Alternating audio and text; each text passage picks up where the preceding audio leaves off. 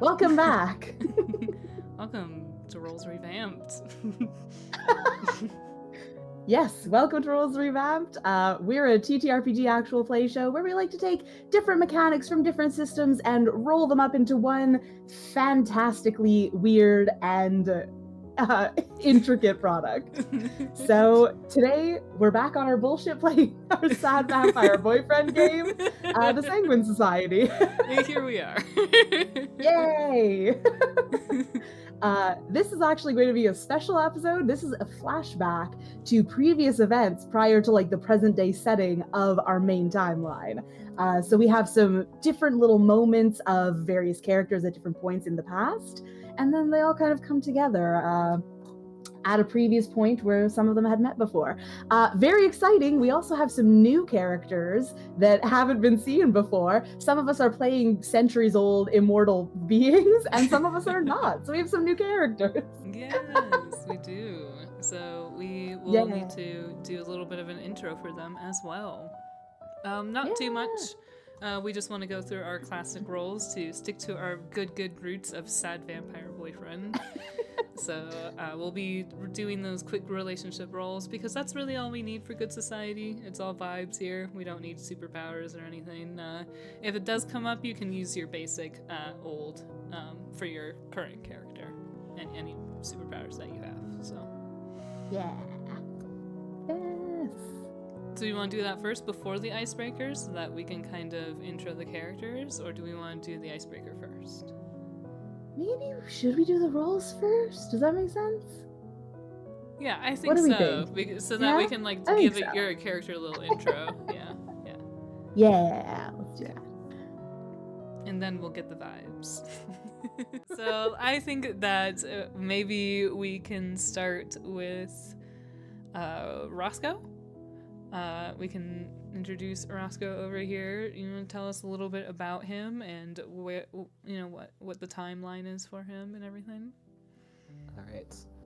Also, are we doing human interaction or introductions? Introductions, like introducing ourselves. Not yet. We can do that. I think then once we like have everyone's characters established. All right. Well, Roscoe is Roscoe is a lot. I was not prepared to give a spiel on Roscoe. I should have been. Oh no! You don't have to give a spiel. Just his name. It's okay. Yeah. Your trash son. Mid-30s and is kind of a mess of a human being. Perfect. Okay. Roscoe is a full name, or?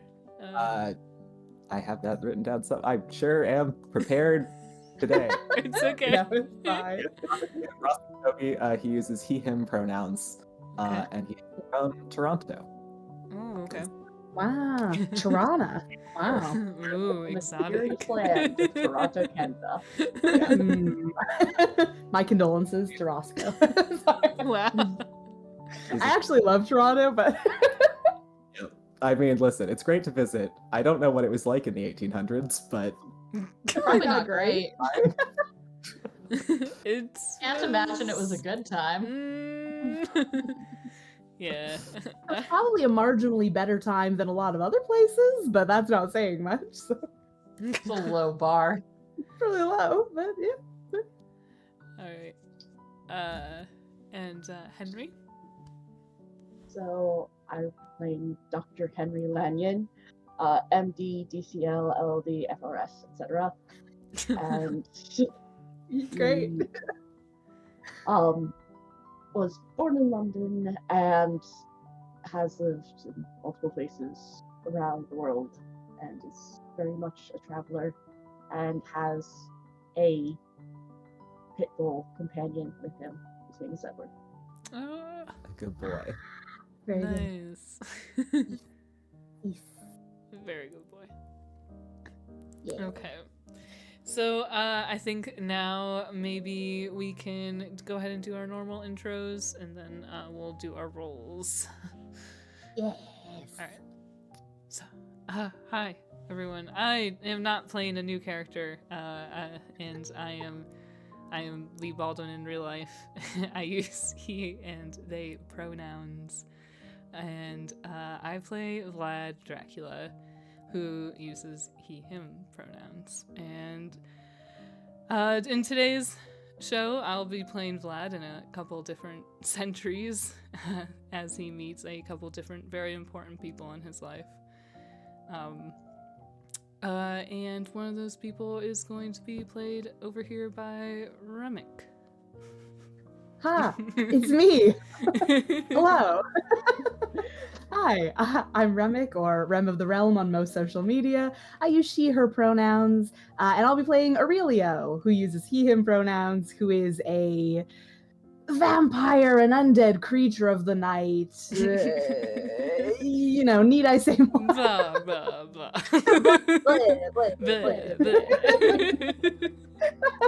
Of course.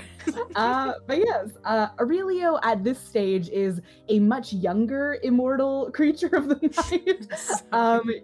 night. This is only what? He was turned when he was about 30, and this is only He's like 50. about 30 years after that. Yeah, he's like in his 60s. Yeah. He's like a baby. A baby vampire. He's a baby. So yeah, Aurelio just kind of hanging out and maybe looking for some guidance in the vampiric ways. Is that enough of an introduction? I just kind of rambled. No, it's good. Perfect. Great. Cool. Then I'm going to pass it to Haley. Hello, I'm Haley. I use she, her pronouns, and as usual, I will be playing Sorsha. Sorsha McKay, who also uses she, her pronouns. And today, you're going to meet a much, much younger Sorsha, a human Sorsha. Back in 1746, when she was only 25 years old, and also see her a few more times throughout the centuries. Mm-hmm. And yes, now to a human introduction for Rowan. Rowan. I use favorite pronouns. And then, we'll be playing this time around in the 1800s when we get there. Roscoe. Uses he, him. And then Emmy. Hi, I'm Emmy Mary Elise. I use they, them, and I'll be playing Dr. Henry Langan, who uses he, him, and is wearing the same pelt as he in the current timeline. So it's that nice little connection. Yeah, it's good to establish that. Good. Baby, we got history. Yeah. So much history. Alright. Perhaps too much. Perhaps too much. Alright, so, so do we want to do the icebreaker or the rolls we said? What do you think? Maybe roles, because we just did the characters, so now should we? Yeah. Alright. So, the chart for the sad vampire boyfriend roles is here in the chat. Here we go. Okay, so some people have already looked over this, so maybe one of them should go first while I look at this chart. Well, yeah, some of us have a whole new character again, and so need to roll again for yes, exactly how they feel about other people. So for Roscoe, I had rolled for Henry the public role, because there were two. Secret role I will not be sharing, but the public role for Henry was I need your guidance to be a better person, which is interesting. That's always a sweet one. For Vlad, probably the funniest one, which is I'm head over heels in love with you. And I rolled that same thing 3 times, so it's meant to be.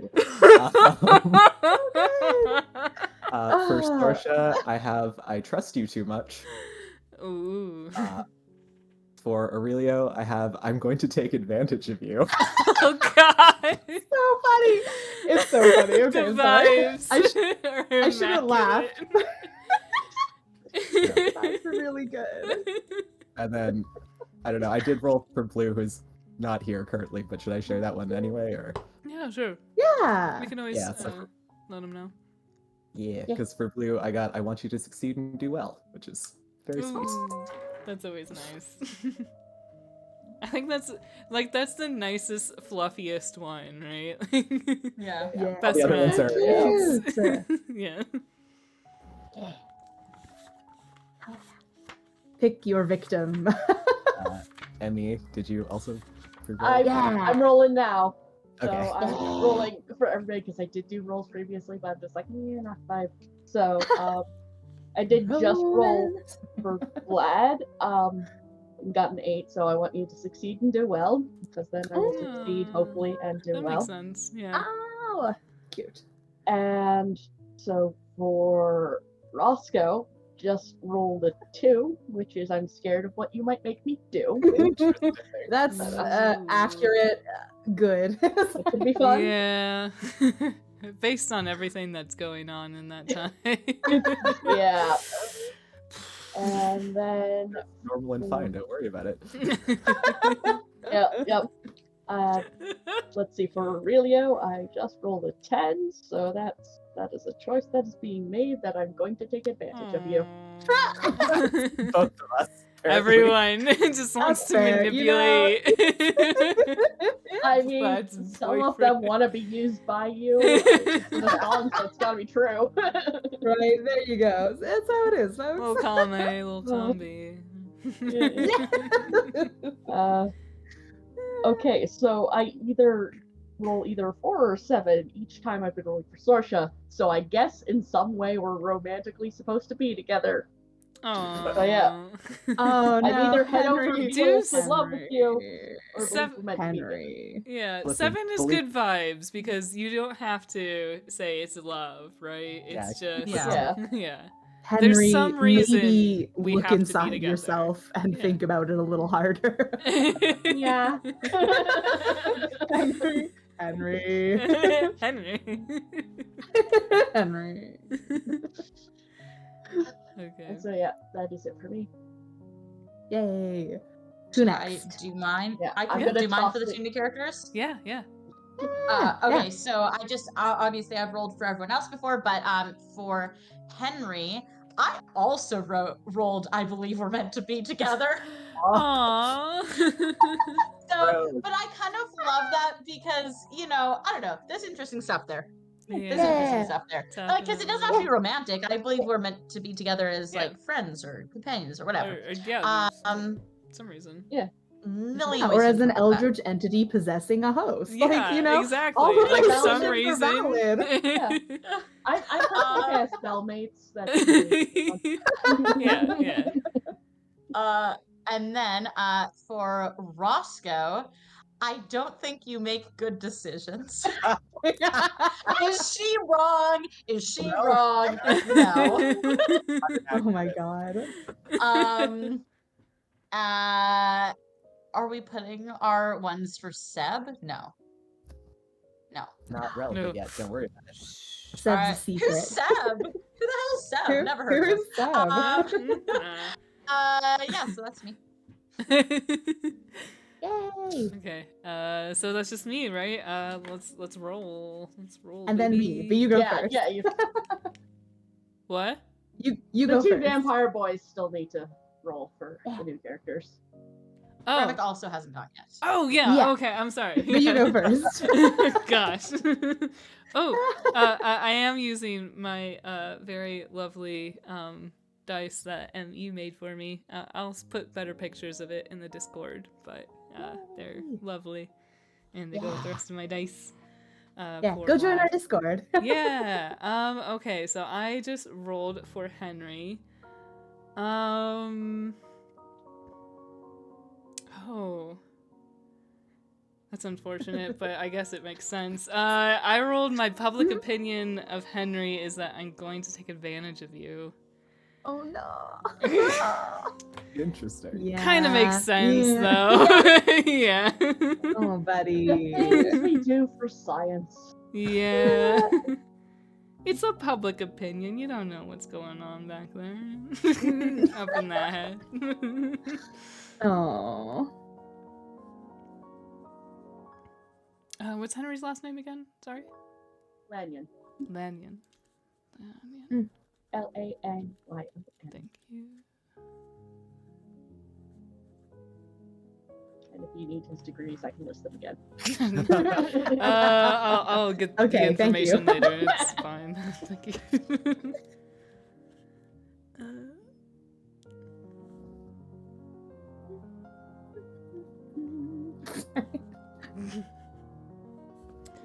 All right, and for Roscoe.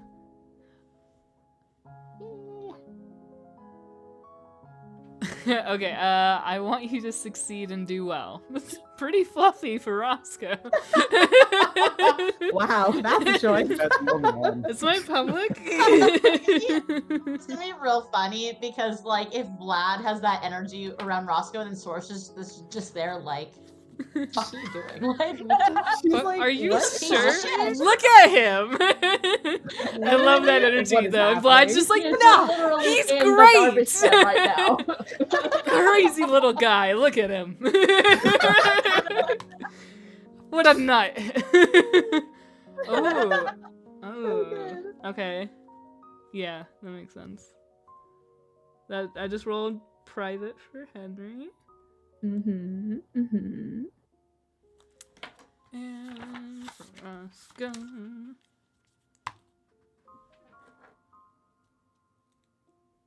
Yeah, okay. Yeah. Auspicious. What is that reaction? Very excited. to Don't learn know, about that. but that's my reaction. All right, so into the icebreaker, and then we'll talk about affiliates. Me Everyone- first. I'm gonna roll. Oh no! first. God damn it! Sorry. Me first. Pick me. Put me in, coach. Okay. So for Aurelio, for Roscoe. So for my public opinion of Roscoe is that I'm in love with you. No. So Yes. that's complicated for sure. That's Extremely complicated. funny. Extremely funny. Okay. Maybe good. Oh my God. Roscoe dies a little bit quicker than we thought. Oh my god. Okay, but then also I got that for Vlad, so there's like a weird. Weird This love weird triangle. love Actual triangle. love triangle this time. Oh So no! complicated. I hate it. Incredible. So wild. Yep. That's okay. That tracks. Like really, that tracks. Really always bad taste. I mean, you just Ouch. if it doesn't Sorry, no fit, offense, no offense. don't. You don't have to keep it. Sorsha is Oh, gonna God. enjoy watching this whole train wreck. She's like, why are you God. all like this? God damn. What's She's wrong like, with I'm you? glad I'm a lesbian. Men are idiots. So true. So true. Okay. Okay, so for Henry, Henry. Okay, so for the public one, I have I need your guidance to be a better person. So yeah, that's. I feel like Aurelio and Henry are both equally just hot messes. So funny. It's like Yeah. a cautionary tale type thing. Like Yeah, to be a better yeah. person, you have to not be like him. Yeah. Yes, yeah, for sure. Okay. All right, well, then my private rule, which is a secret. Yeah. All right. Okay, good. Completed. All Now right. icebreakers. Okay, so we decided on yes, is it you or your character could go to any Your week in character. time? I think it's got to be your character, right? That I think yeah. so. That's how we've done it. Yeah. So if your character could time travel to any time and future or past, but not alternate. No AUs here. No this is- AUs. Rude.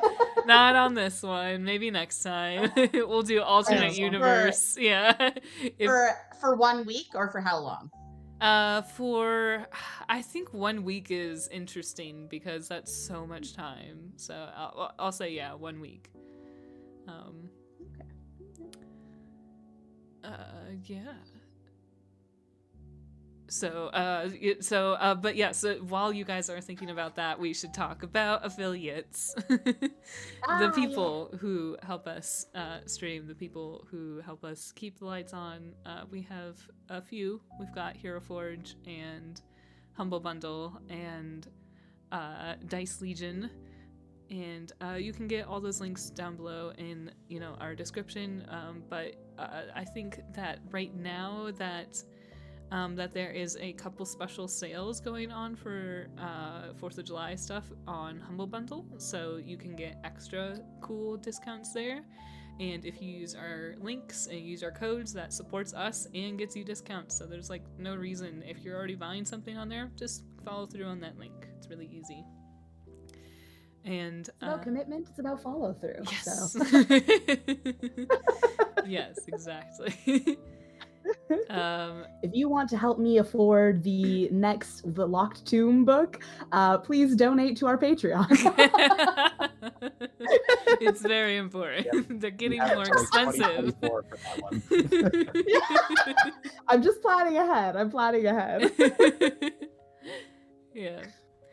Also, we do have a Patreon set up, and we are in the works of making some special bonus episodes for all of you to enjoy, where we might have like one-on-one scenes, or we might have a couple of like 2-player TTRPGs or solo TTRPGs to explore different scenes from the story of the Sanguine Society. So go ahead and check that out. It's as little as $5 a month, and we really appreciate that kind of support. That's a great direct way to support us, and some of that will actually go directly into boosting our Discord server, which means it gets you benefits and it boosts the quality of our videos, because that is what we use to record our videos. So that's a great way if you just head on over to patreon.com. I think it is just patreon.com/rollsrevamped. So go ahead and check that out. All right, Icebreaker, Vlad, if he could travel to any point in time for 1 week, I think that he would want to go to the future. I mean, he's just seen a lot of the past, so there's anything that's before it, he's pretty much seen that it's only getting better over time. And he has very positive thoughts about that, and so he would want to try and think of a wild number, because obviously he's already lived this long. How much longer can it be? And I don't want to go to like a week where I can like go find myself somewhere. I get to live this week anyway, so like I gotta go really far into the future. But that's what he would do. He would try and think of some like wild number, like 20, 47 8s or something like that, and just like see what's going on there, and maybe just like burn up on the surface of the sun, but we'll see, Yeah. Well, that's how you go. All right. How about Aurelio, Remick? Why have you picked me? Okay. You can do this. The week in history that Aurelio would visit would be this week, because Olivia Rodrigo just released a song called Vampire. No, just kidding. You can't. The first week of July 2023. No, okay, just kidding. Just please go listen to Vampire by Olivia Rodrigo, because I've lost my mind entirely. Yes, for real, Aurelio, I think, would actually go to a week in, I'm thinking around like I was doing research before you called on me, so It's okay. But I think somewhere around like 260 AD. Because I think Aurelio would want to go and visit the Library of Alexandria. Oh. So like maybe a little before Very 260 cool. AD, because it's kind of So yeah, maybe the late 250s AD. Mm-hmm. Yeah, just, a good time to visit the Library of Alexandria, just like take it all in. A week isn't really enough to fully appreciate it, I feel like, but who's to say? We'll take what we can get. Yes. Okay, and I'm going to choose Mary Lee's. Okay. So if Henry was able to travel any point in time, probably go to France in 1521. Yes, I did just do this research, but basically, to the time where Pierre Bergot and Mikhail Verdun allegedly swore allegiance to the devil in order to get the ability to turn to werewolves. And so, being able to question them and understand why. No, I don't doubt that it happened. I know. I just need to know why. It's like, yeah, I understand, but I need some science behind this, and you don't know, so I do. How often do you use your immortal soul anyways? Like, do you really need that? Does it spark joy? No, give it no. Let it go. Let it go. Also, I think souls are renewable resources. Once you sell one, you got one growing back, and then you can sell that one too. It's about sustainability, folks. Yeah. Like, we'll see how that works out. All harvesting for demons 101.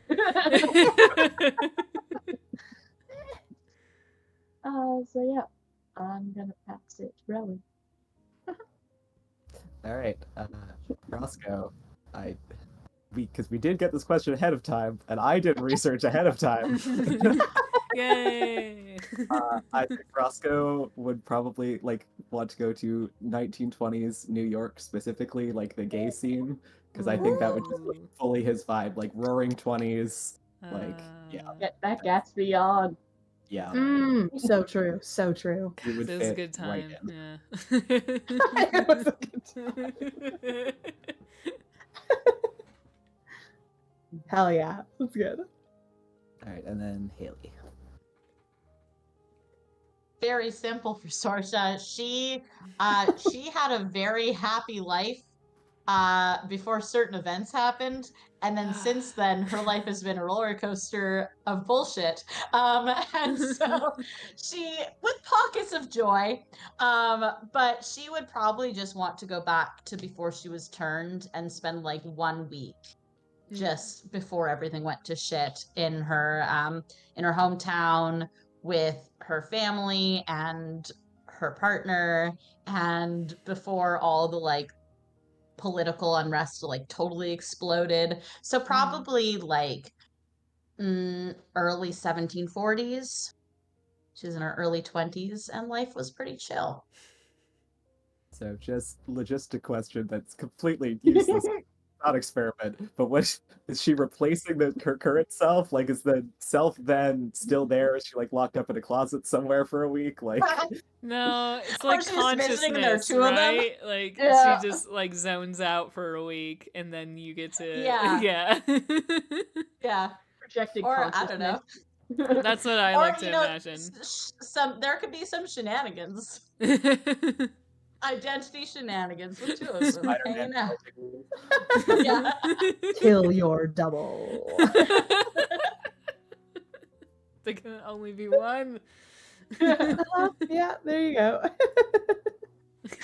Hell yes. Okay. Good. All right, so today we are going to be playing a system that's a little bit different than our usual. We usually are going to be utilizing kids on bikes mechanics, but today we are going to step back in time to a finer era, a more refined time. We're going to be playing Good Society today. We aren't going to be starting with such refinery at first, because we are starting with Sorsha here and her beginnings and her early life. Can you tell us a little bit about where Sorsha grew up and her family? So Sorsha is from a small village of Ardmore. She was born in 1721 on the 1st of May, and she had a pretty chill life. She had wonderful parents. Her father's name was Duncan McKay, and her mother's name was Isabel. And they were both kind and strong and good people, and they raised her to be very strong and independent. And then she also had a wife, unofficially, technically, but was accepted as such by her family, by her wife's family, and our player B, who normally plays that character, is not here today, unfortunately. But yeah, they met when they were children and were together, slowly fell in love, and were together for quite a long time. Um, and then, as unrest started brewing between the Jacobites and the people who went for the Hanovers and all that stuff, Sorsha's family started getting pulled into and volunteering to be part of the Jacobite rebellion. So Sorsha and her father uh, fought with the Jacobite army. They were part of the successful Battle of Falkirk. I believe that was in January of 1746. And then where we're going to kind of come into the story is on the morning of the Battle of Culloden, which was April 16th, 1746. Okay. Yeah. I am not going to do the Scottish accent, the dishonesty of my attempts, but we're gonna go on vibes here. But yes, you and Duncan McKay are sitting together outside of what I imagine is a small collection of more lean-tos than tents. It's that have been thrown up overnight. It's been pouring rain since the moon hit the middle of the sky, and there's just starting to be hail that's tearing up the ground. That's already, a low-level forest land that's wet most of the year anyway up here. And but for now you are dry, and you're sitting next to this remains of a fire that's been burning all night. And Duncan's looking over to you. And I think you've been struggling to say anything for a few hours. You had to stay awake, and you know that at any moment you'll have to get up and start moving, and who knows where that's going to end up. So there's only so much about your past and your future that you can talk about before you're just waiting. They're also very hungry as well. They've been living on next to no rations, so they're hungry and exhausted. It's been a long, long journey to get here, and here is no better than it's been. So Duncan turns to you. He says, "Do you think it's raining all the way back home?" This time of year, probably. I hope it's not quite as cold, but, Maybe not the hail. Probably. Hopefully not the hail. Yeah. It'll be better for her then. As long as they're safe.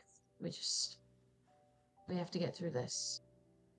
And hopefully, we'll make it home, and it's gonna be fine. We always do.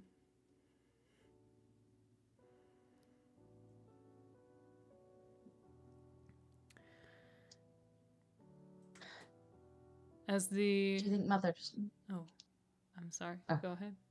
No, I was gonna say, do you think Mother's alright? I don't have any doubts about that, I don't think. It's no one that could have been a better safeguard for her, you know.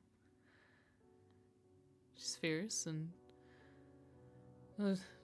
I'm sure it was only for Blue that she stayed behind.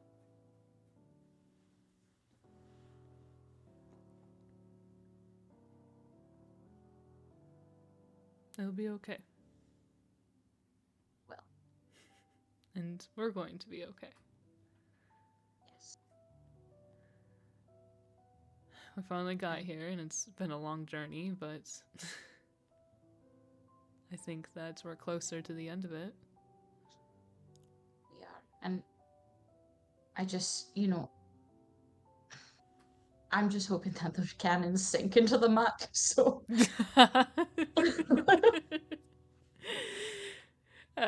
We should see, and perhaps there's something we could do about that.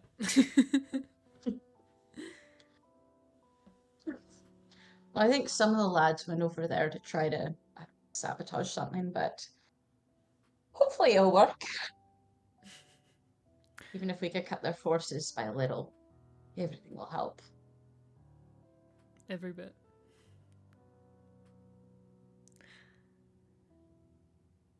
So what is Sorsha's like position in the military? What does she kind of do? How did she get into So this? she's an archer. She's an archer. So because she's a woman, like I don't know, she probably like wasn't supposed to be there, but she was like really stubborn about it. She was like, no, and she would have proven herself that she's a really competent archer. And they were also That soldier so has short on dainty people. wrists. It's not my business. Yeah. Wink.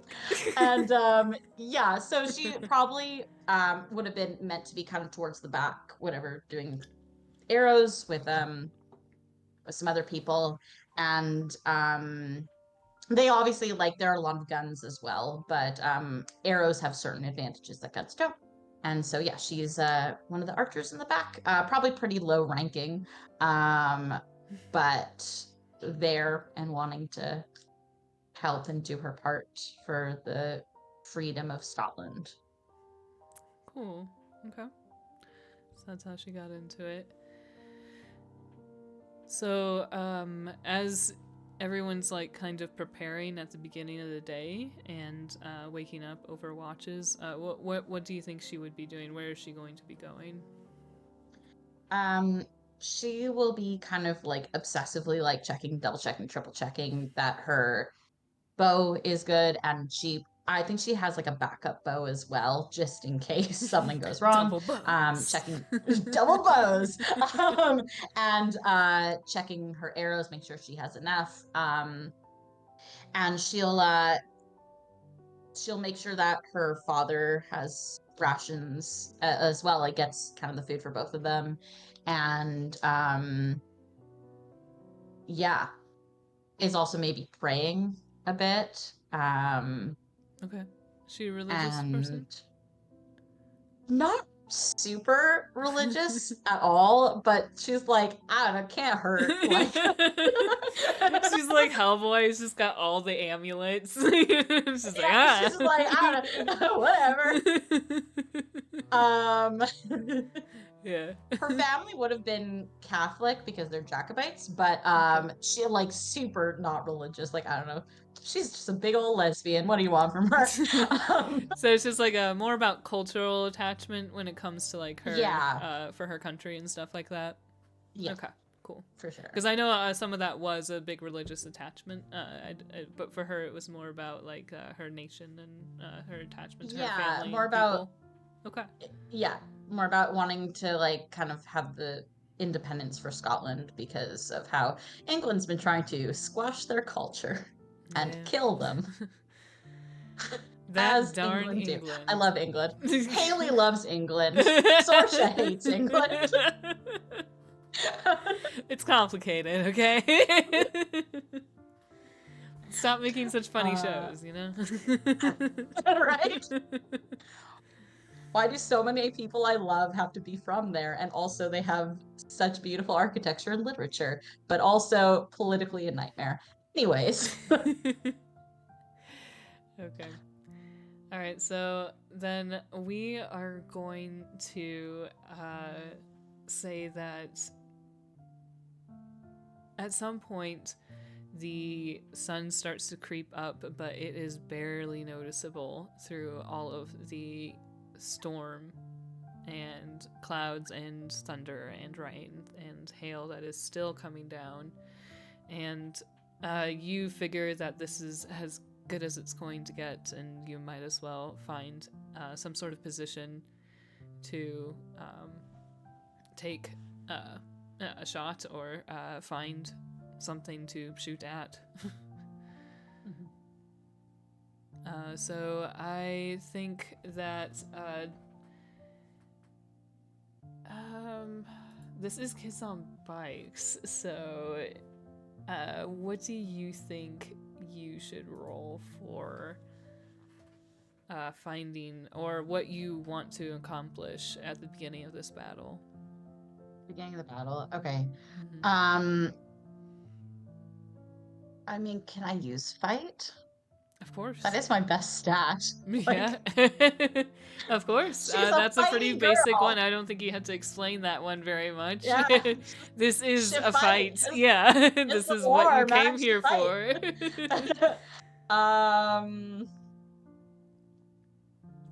That is 12. Ooh, oh, excellent. Okay, I had a 10 for the threshold, so that means you beat it by 2. That's a pretty good success. I'm gonna say that you think that you are able to find a pretty good vantage point. It's still pretty like hazy because of all the rain, but you are able to find a place that is higher than like the muck of like the baseline where there's puddles. Maybe and up everything. on a log or something. Yeah, so if it's in the middle of the woods, then yeah, I would say that maybe you found some like a rocky like Well, so it's a big open field basically. Oh, that's right. Yeah, that's okay.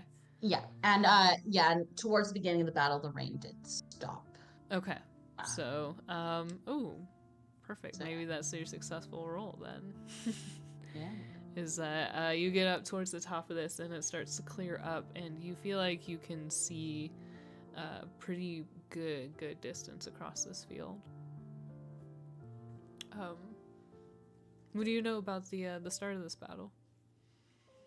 I know it started around 1 p.m. and the whole battle. Listen, I'm a nerd, y'all. The whole battle lasted less than an hour. And there were something like 1,200 casualties on the Jacobite side and like 50 on the British side. So it was a fucking massacre. Mm-hmm. The Scots did hope that their cannons would sink in the muck, that the horses would be struggling, but 'twas not the case. It was like pretty much a slaughter. And it was real quick. It was a short, brutal, bloody fight. Okay. Yeah. Then I would say that from where Sosha is, if it happens so quickly, then and her goal is just to take out as many people as possible in here. Okay. Mm-hmm. Then I think that I would like another fight roll. And I'm gonna set the threshold again at 10.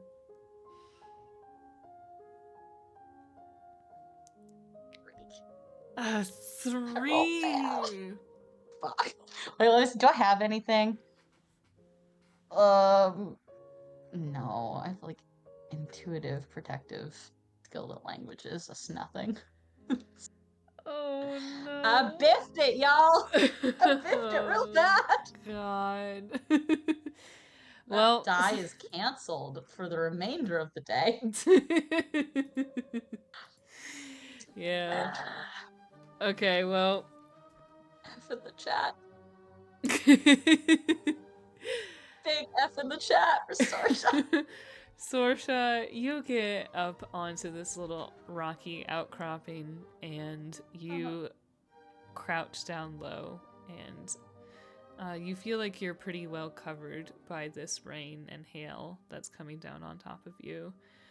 But as the sky clears up and you are looking out across this field, you certainly do have a very good vantage point, but you are quite high above everything else around you as well. I would say that this battle starts going very well.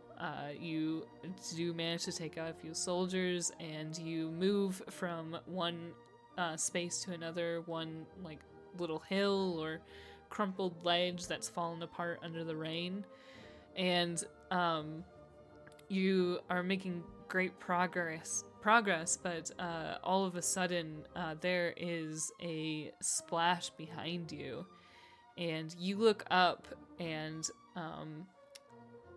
before you can see fully the man above you with the blunt end of his weapon, and knocks you out.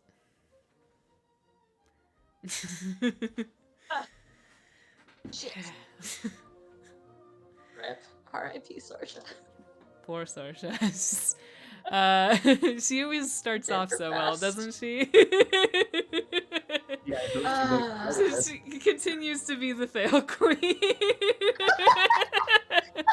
Doing awesome. She killed a few guys, okay? Yeah. She killed a few guys. Yes. And she will remember that for always. She did really good. This dude like sucker punched her. It was a jerk. Yeah. That's not following the rules of honorable combat. He snuck up behind her. Like, that's rude. Yeah. Rude. You can't hit people from behind in war. What the fuck are you doing? It's illegal! Referencing Sun Tzu's Art of War. Sorry, No, nothing. it's Run directly at each other from opposite sides of the battlefield. We all know that's how it works. Done. Oh my god. That's why you gotta get the pole arms. Yeah. Anyway. Okay, so Sorsha, unfortunately, yes, you did fall in battle, despite doing pretty well and making a valiant effort for your country. Best. Sorsha, you've been in a couple battles before, and I did better last time. yeah, you've been training since you were small. You've been knocked out before. You've been down, and you've had a couple little brain cells knocked off along with it. But but you've been stronger for it. You feel like you'd be pretty used to this. This is different.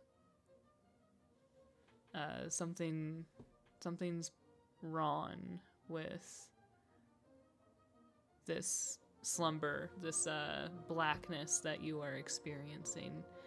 And when you wake up, you feel like you can experience it all at once, this memory of the pain and this restlessness for hours and hours and hours, and this pit in your stomach.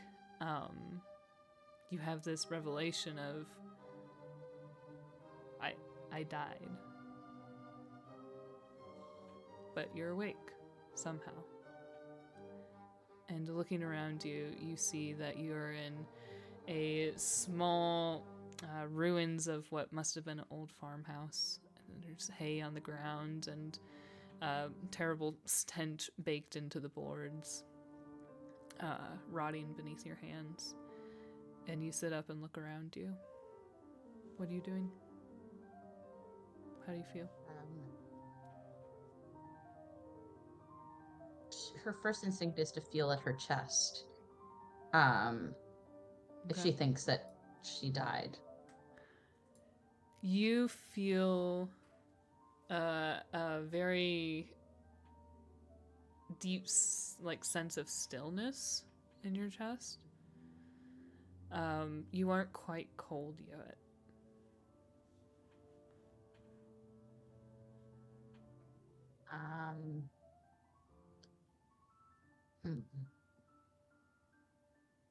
But you don't feel the need to breathe. You don't feel that heartbeat.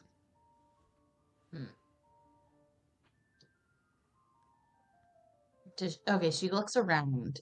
Is there anyone else in there with her? There is not. But as you look around, I want you to try and give me a roll for everything that you observe. A perception check, please. But what do you think you would use in Kids on Bikes? Brains, maybe? I think brains, yes. Okay, we can do brains. I'm gonna set the threshold for this for as like a 8. It's not. Yeah. I rolled an 8. Oh, perfect. Good. Exactly. Yeah. Nice. There is nothing in the room with you, but you can hear somebody in the room near you. You can hear what sounds like somebody smoking. Not being too quiet. Okay. So she's going to get up quietly. And kind of like examine herself. Okay. Are there any like obvious changes? Like just like obviously there's like just looking down at herself. I would say that your obvious weapons are removed. So like your bow and your arrows, any sort of like knives that you had on you. She definitely had a lot of knives. Yeah, I think that if you had like a bag, like a pack, like full of, like anything, that would have just been removed. But like it doesn't seem like you've been like rifled through. Like you have like if you have any jewelry that's still on you, like any like scarves or anything like that, like that's all still on you. So it's just like the obvious. So she has. Stuff. Yeah. So she's still wearing her ring. Yeah. So they didn't take her jewelry or anything like that. Okay. Would they have taken the knife strapped to her thigh under her skirt?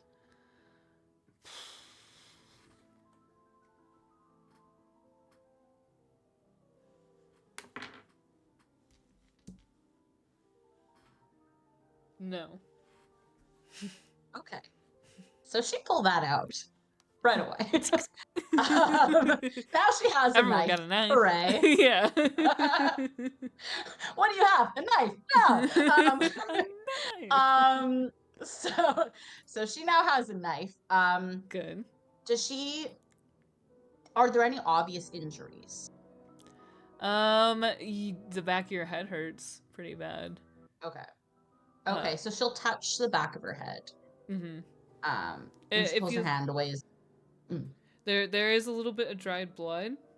Seems like you've been out for a little while. But the bleeding has stopped. It's not like all over your hand. Okay. So a bit of like maybe just like crusted in her hair or whatever. She can tell there's dried blood. Okay.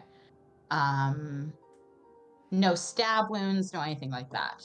I mean, it did seem to like break the skin a little bit, but yeah. Oh, stab wounds. Oh no. Yeah, like it doesn't stab or anything.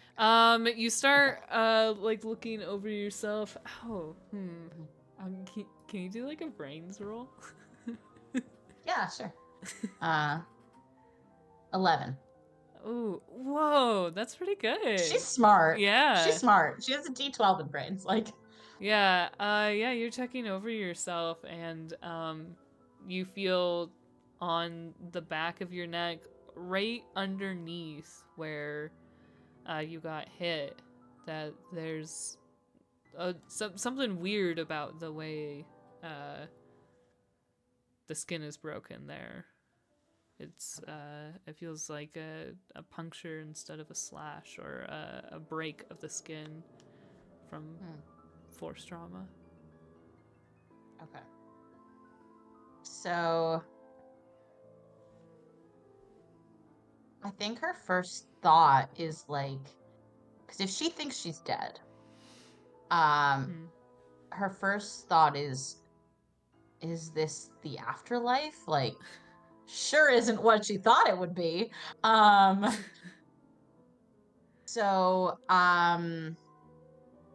Or maybe she thinks she's dreaming. She kind of is running through the possibilities in her head. She's like, it's the afterlife. Am I dreaming? Is this like a weird out-of-body experience because I got knocked out weirdly? But she quietly creeps over towards the door, separating her from the other room where she can hear the other person. Are there any like cracks in the wood or like gaps that she could peek through? I would say so. It's a pretty like worn down area. So this door is more of a suggestion against the wall. There's rotting boards coming out of it. You're gonna have to actually be pretty careful walking around so that you are not noticed as well. Okay. So she's doing that. She's trying to be real stealthy. Okay. Do you think you can make me a grit roll to try and be stealthy? Can I do flight instead? Flight. Ooh. Because I like that creeping one. Quietly. I like that. I'll go with that. Okay. But I am gonna set it at an 8. Well, that's literally impossible. Oh no! Okay. My flight is a D6 plus 1. You don't have any adversity tokens? I don't have any written down. I feel like I should have one, unless I already spent it. Yeah. Oh, do I get an adversity token for failing at the fight? Oh yeah, that's true. Yeah, you can do a +1. Okay. And there's always a chance that your dice will explode. If you roll the maximum number, then you get to roll again. Okay. So there's no reason not to roll. It's the 1.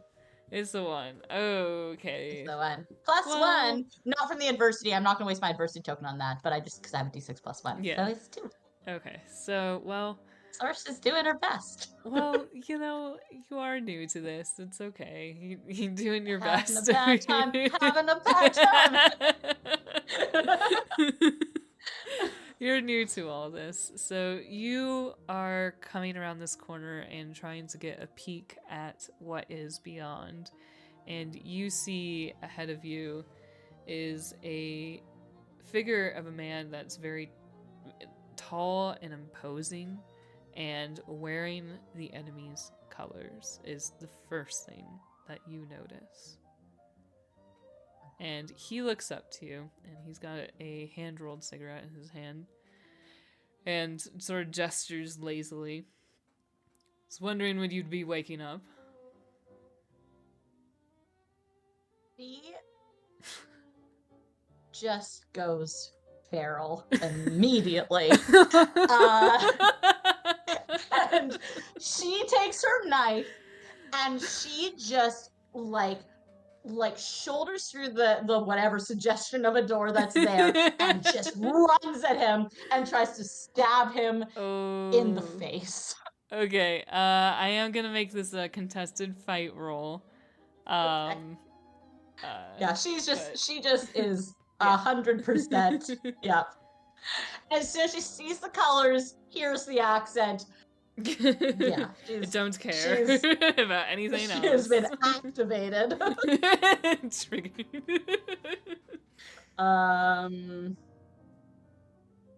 Yeah. What did I have? That's 11. Oh, did we lose somebody? We lost. Yes. Oh no. We lost Rowan. Yeah, Rowan's Wi-Fi went down. Ah. Yeah, and so that's now okay. hotspotting. It's a good thing it was during a roll. Yeah. Oops. Yeah. So yes, that's an 11 for me. It just wait for Rowan to get back because yeah. That's when it'll like fix itself. We're gonna get some water while we wait. That's okay. I'm gonna get my charging cable for my fan. It's going well. Oh. I didn't end up having the hotspot because it went back up immediately. I think maybe the router just got restarted or something. Oh, good. Yeah, I was like, it was lagging real hard, and I couldn't immediately tell. You're fine. But then, Oh no! No biggie. Oh, We'll just cut that no! little bit out. Yeah, it's okay. It's okay. No biggie. Surprised it's the first time I've had Wi-Fi issues while Yeah. recording. Yeah, that's not bad. That's pretty Yeah, good. no, that's Yeah. pretty impressive. Yeah. All right. So you rolled. Sorry. So I rolled an 11. This boyo rolled a 4, so I feel like Sorsha definitely takes him by surprise. This is a man that obviously is overconfident and didn't plan on anything more than you waking up and being very groggy. So you lunge I forward. probably thought I was just like a weak woman or whatever, and she's just like, ah! He thought he had an easy target, but he thought wrong. Yes. So how do you yeah, want I'll to say do this? probably because yeah. So she just runs. She just like with like a guttural like yell, just runs at him and drives her knife as hard as she can into his chest, right over his heart. Ooh. And yeah, he goes down. And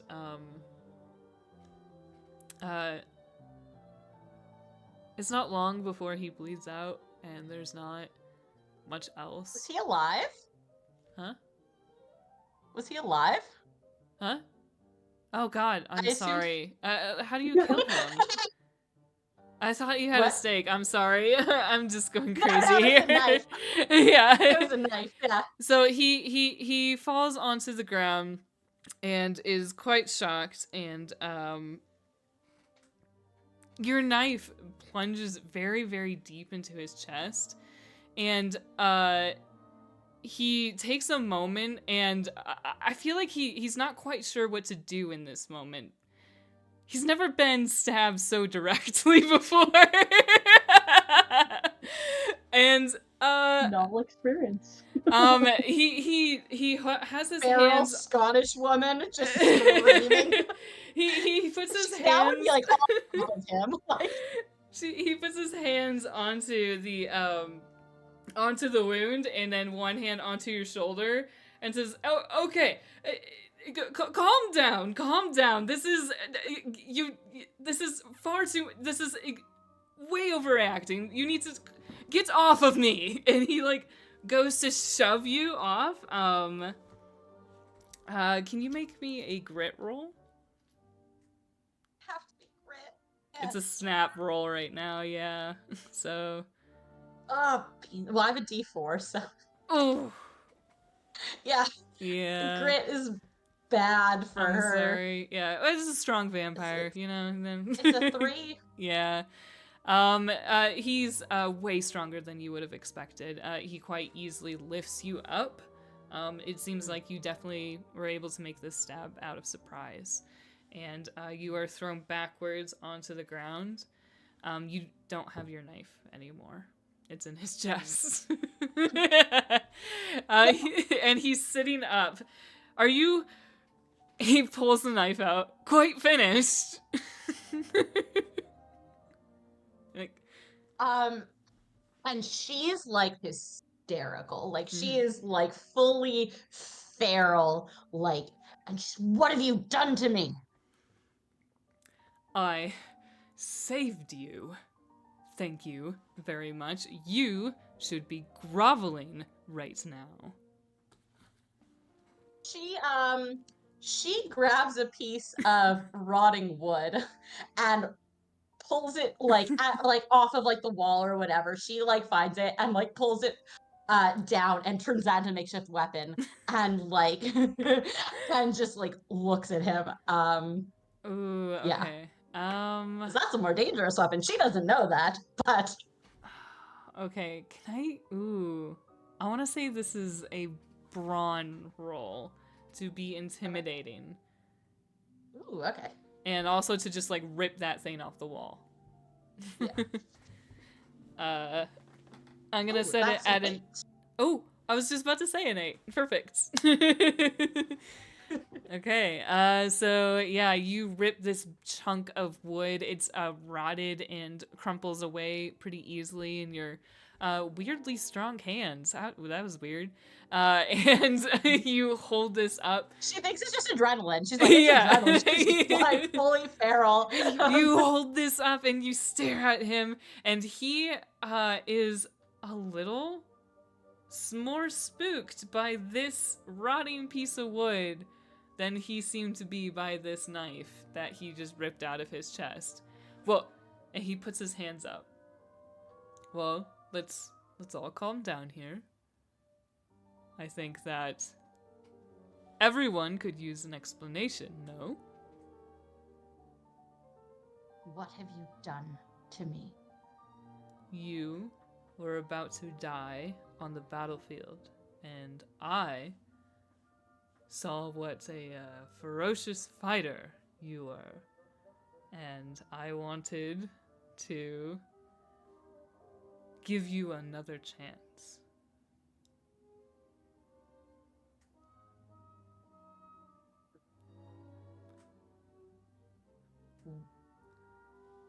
There's What have you done? some things about this world that are kept hidden, and only through invitations and chances like this can you see this part of that world. And I've given you this invitation. What is your name? What's yours?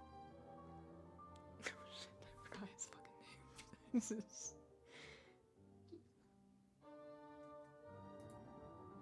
Do you have it? Oh yeah, I have his picture. Yeah, I have it. It's Thomas Bullard. Yes, okay, here we go. Yeah, Captain Thomas Bullard. So he stands up from the ground very slowly with his like hands up. I'm Captain Thomas Bullard. Do you have a title? I'm not telling you shit. Well, we have a very long time to figure all of that out. He holds out a hand to like try and help you get out too. She spits on it and stands up. Yeah! Still brandishing. Yeah! Still brandishing her. What? Okay. Yeah, that's definitely a fight. Yeah. He's definitely kind of expecting a little bit more this time, so I'm gonna set it a little bit higher. I am gonna set it at a I want to put it at a 12. It's your highest roll too, right? Yeah. For fight? You have a D20, right? Yeah. Yeah. I'm gonna put it at a 12. You can do it. Get his ass. You can do it. 18, baby! Yeah! Hell yeah! He tries for a moment to stop you, but you use your leverage from being down on the ground below him as he bends down to offer you a hand and lunge upwards, and you stab him right into the chest. Do you hit his heart the first time? Do you? Yeah. If you rolled a 19, I'm gonna say yeah. That's 6 above. I was thinking of having her talk to him more, but like not. Like, she doesn't believe anything he has to say. She doesn't want to hear anything. Yeah, I've heard enough of this. Yeah. He's just another English soldier. Like, yeah. Yeah. For real. Yeah. So she spits on his head and then just like bolts up and just like with the momentum just drives the piece of wood right into his heart. Okay.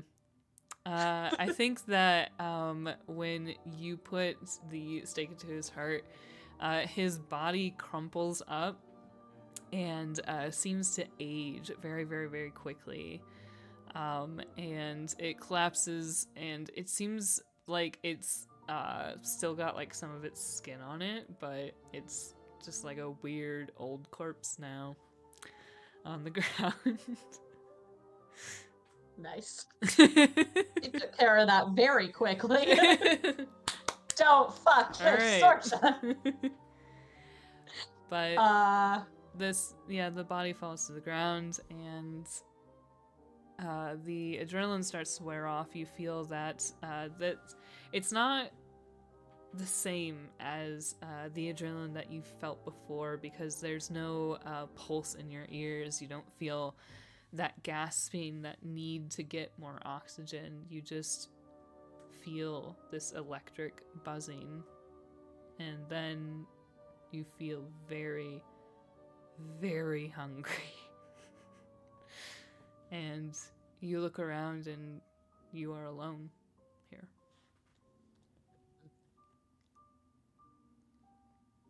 No idea what's going on. So okay. So if she's feeling suddenly starving, is there anything resembling food here? No. This building is far too old. Okay. So I guess she kind of tries to kind of push it aside. And she doesn't know where she is. She doesn't know what happened. She knows she feels fucking weird and she just killed a man, which, she feels great about that. Like, hashtag no regrets. And she doesn't understand why the knife did nothing, but this old rotting piece of wood did whatever the fuck that was. So she looks at him for like a solid minute and is just like trying to think like what the fuck is this? What is going on? And like she knows she feels weird, and he said what he said, and she's just like very confused and scared. So she searches his body for anything that might be of use. So he's going to have all of his clothes haven't aged at all. It's just kind of the body that's underneath it. So he has a box of matches in his pocket, along with a little pack of the hand-rolled cigarettes. He's got a pretty nice folding knife that's in one of his pockets. And a wallet. It's got some money in it, some coins of whatever type is at the time. So she takes all of that. Does he have a gun? I don't think they used guns in that battle. Did they? Yes, what kind of weapon would he have then? Sure. I think they have little pistols or whatever. Well, they have muskets or I don't think what's the one? Bayonets. They have bayonets. I was gonna say I don't think that he would have had one though. Okay. If they had handguns, but I don't think he would have had a handgun. So. Okay, yeah, because I think it was muskets and swords and cannons. This guy's a dirty vampire, so he's not using a gun. Okay. So, also question: did she see the person that hit her from behind, or no?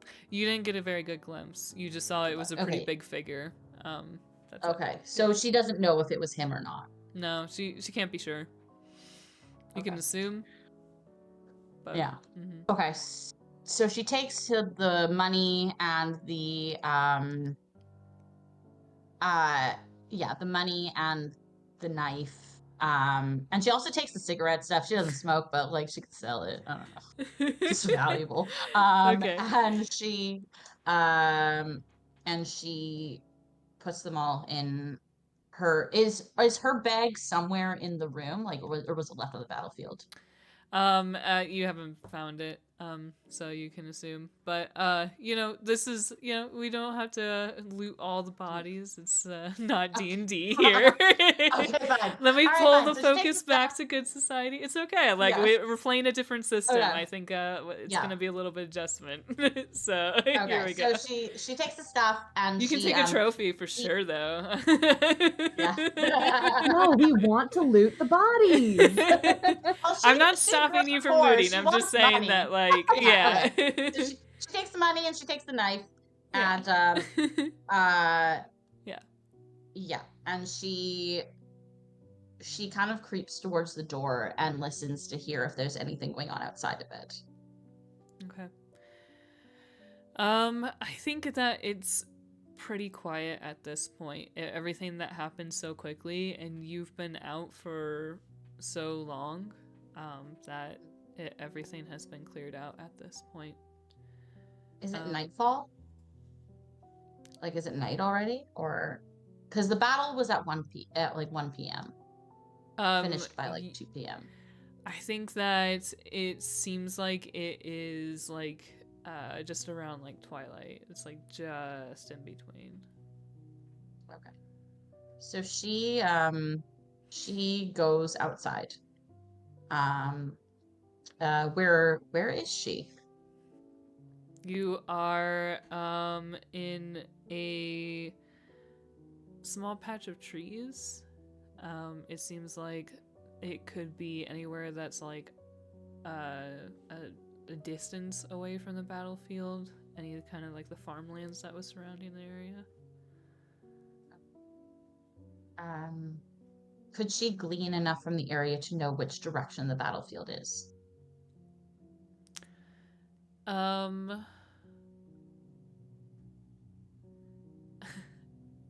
What are you looking for at the battlefield? Her dad, and also to see like what happened generally, but also her father. Okay. I think that to try and pull into the Good Society mechanics, we're going to use what's called a monologue token. So with the monologue token, you are generally going to be giving either your character's thoughts, or you can give a scene where only your character is involved. So I think that what we're looking for here is to see what happens to Sorsha in the months after being turned. Okay. Yeah. Okay. So kind of a longer chunk of time. Okay. Yeah. So in the immediate, she knows this area pretty well. And she does eventually wind her way back to the battlefield, and she sees the field of tartan wearing bodies, and she sees the absolute slaughter. She doesn't go all the way in. She sees that there are still British soldiers like up and around, like kind of picking through things. And she knows like what's she gonna do against, a few thousand surviving British soldiers when everyone else is either dead or tied up or whatever. And so she kind of tries to sneak around to the area where she'd last seen her dad. And just kind of like sneaking through the like trying to like hide within the mess, and she does find her dad's body, and she takes his pin that he wore to like hold his tartan together. I forget the proper name of it, and his sword, and to bring home. And yeah, so I guess though, however, on the way back out, she walks a little bit too close to a British soldier who was a little bit apart from everyone else, and the scent of his blood on the wind hits her, and she she attacks, and it's kind of running completely on instinct, not really realizing what she's even done until after he is on the ground, completely exsanguinated, at her feet, and thank you. And she's horrified. She feels complete disgust at herself, and loathing at loathing for the man who did this to her, and she doesn't know what to do. Not knowing what else to do, she starts heading towards home, thinking it'll be okay if she can just get home and see her family. But on the way, she catches the scent of someone else, and it's not a British soldier. It's just an innocent Scot who's just out in his field, and she completely loses herself again and kills this person. And she is horrified that she had nothing against this person, and it's like she completely had no control over herself. So not knowing what else to do, and fearing that she's a danger to others, she flees out deeper into the Highlands. And she just she walks and walks, and gets out to kind of like the far reaches, where there aren't a lot of people. And she just kind of hunkers down there. I guess she learns the hard way about the sun at some point when she starts, sun comes up, starts feeling. I don't know. So what is the reaction immediately in our system to? I think it's like painful. I don't think you die immediately, but it's not like you burst into flames instantly. Okay. But okay, so I guess she's smart. She'll put 2 and 2 together pretty quick. I don't know if she'll have ever heard of vampires. Like, I don't know if that is. It's not a very popular. The word vampire is not popularly used at the time, so I don't think you would. And so no. I don't think she would have any idea, like no cultural context for what she is, but knows all of a sudden that she can't be out in the sun without it hurting. She's attacked, she's killed at least 2 people now, and so she just kind of hides for a while, until she starts calming down. I guess she separates herself from people so much that she does eat sheep out of desperation. And it's gross. Like, it's gross. It tastes sheep bad. Blood is nasty. It's gross. But I mean, like, she grew up on haggis, and she's like, I've had sheep's blood. Like, that won't be too bad. But no, it's bad. She tells herself it's not that bad. It's bad. Yeah, she's like, it's just like haggis. It's just like haggis. It's fine. It's fine. There's nothing. But it's gross. And so she spends a while for like a couple of months. She tests herself. She tests herself after a couple of, like, maybe like a month or so. She kind of ventures out into where she knows that she can get like close enough to people to, like, I don't know, like, so there's enough distance so that she can kind of like approach, but like hopefully be able to retreat if it's a problem. And she tests it, and does accidentally kill one other person, and she's like, okay, failed experiment, all right. And then she tries again every couple of months. The third time she tries it, she's able to, like, the bloodlust overcomes her, but she's able to manage herself enough to run away and go eat like 5 sheep. And then eventually, after about 6 months total, she's feeling herself enough that, like, she tries it again, and she's able to withstand it, and she gets closer and closer and closer, and she's able to go up to a farmer and ask for directions.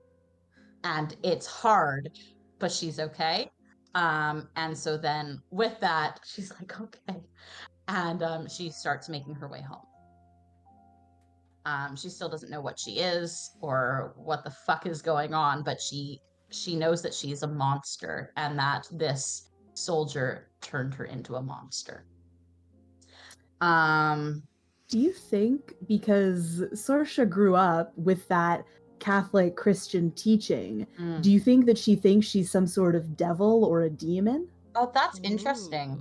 Yeah, I don't know anything about Catholicism. Catholicism. Not that I have baggage about that, but yeah, well, that's interesting actually. So maybe she thinks that, like, yeah, maybe she does think that she has somehow been transformed into a demon of some kind, and she doesn't know how this happened or why, and like, because she doesn't think it happened spontaneously. Like, she knows that it was done to her by the captain.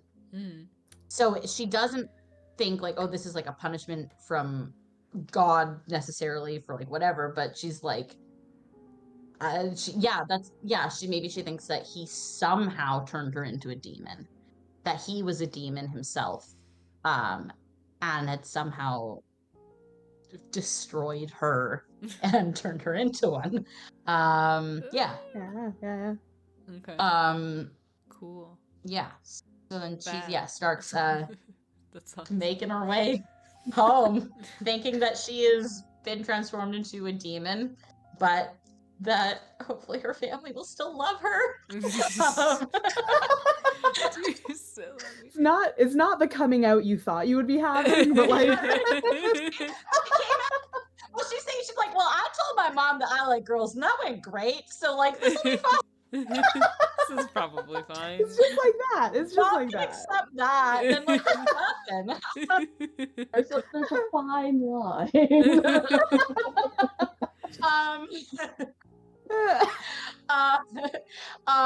Yeah. So she makes her way. She makes her way home, wanting to return to her wife and to her mom. She still needs to. Her mom would have been informed by now of her father's passing, but she wants to be able to give his sword back to her, or the pin. She figures she'll keep one. Her mom will keep one. She'll let her mom pick. Yeah. Should I keep going or just yeah, I think that you can make your way home over that time, and when you come home, you find that your mother have been living here, and they've obviously been waiting. There's a lot of tension if you have spent a little bit of time watching them before going in. So go ahead. So yeah, I would have observed my mother and seen her kind of puttering around, and my in-laws, but not seen my wife, who I call Gorma, which is a Scottish nickname meaning blue. Her actual name is, I should have this memorized. Kiva. So yeah, her name is Kiva, but I call her Gorma. And I don't see her anywhere. So yeah. So then she gets to the edge of the village and kind of is testing herself, just making sure that like she's okay. And when she finally does venture into the town, into the village, there is a funeral happening.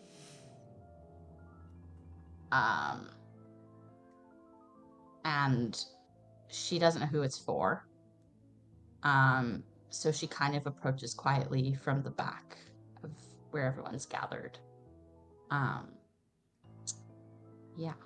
Are you still trying to be safe with like your distancing from the family? No, at this point she's okay now enough to be around them. It's like, it's not super easy. Like, she still feels that like thirst, but she's mastered it enough that like she can make herself not a danger Mm-hmm. to others if she wants to be. Okay. Then, yeah, so you approach this scene, and it's dour, of course, and you see that your mother is standing pretty far off to the side, almost in the same manner as you are, and she keeps looking around as if she's expecting someone to show.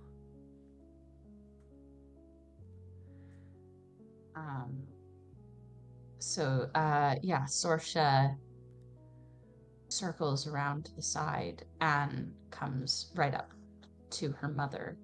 And it's very emotional for her. She didn't know if she'd ever be able to see her mother again.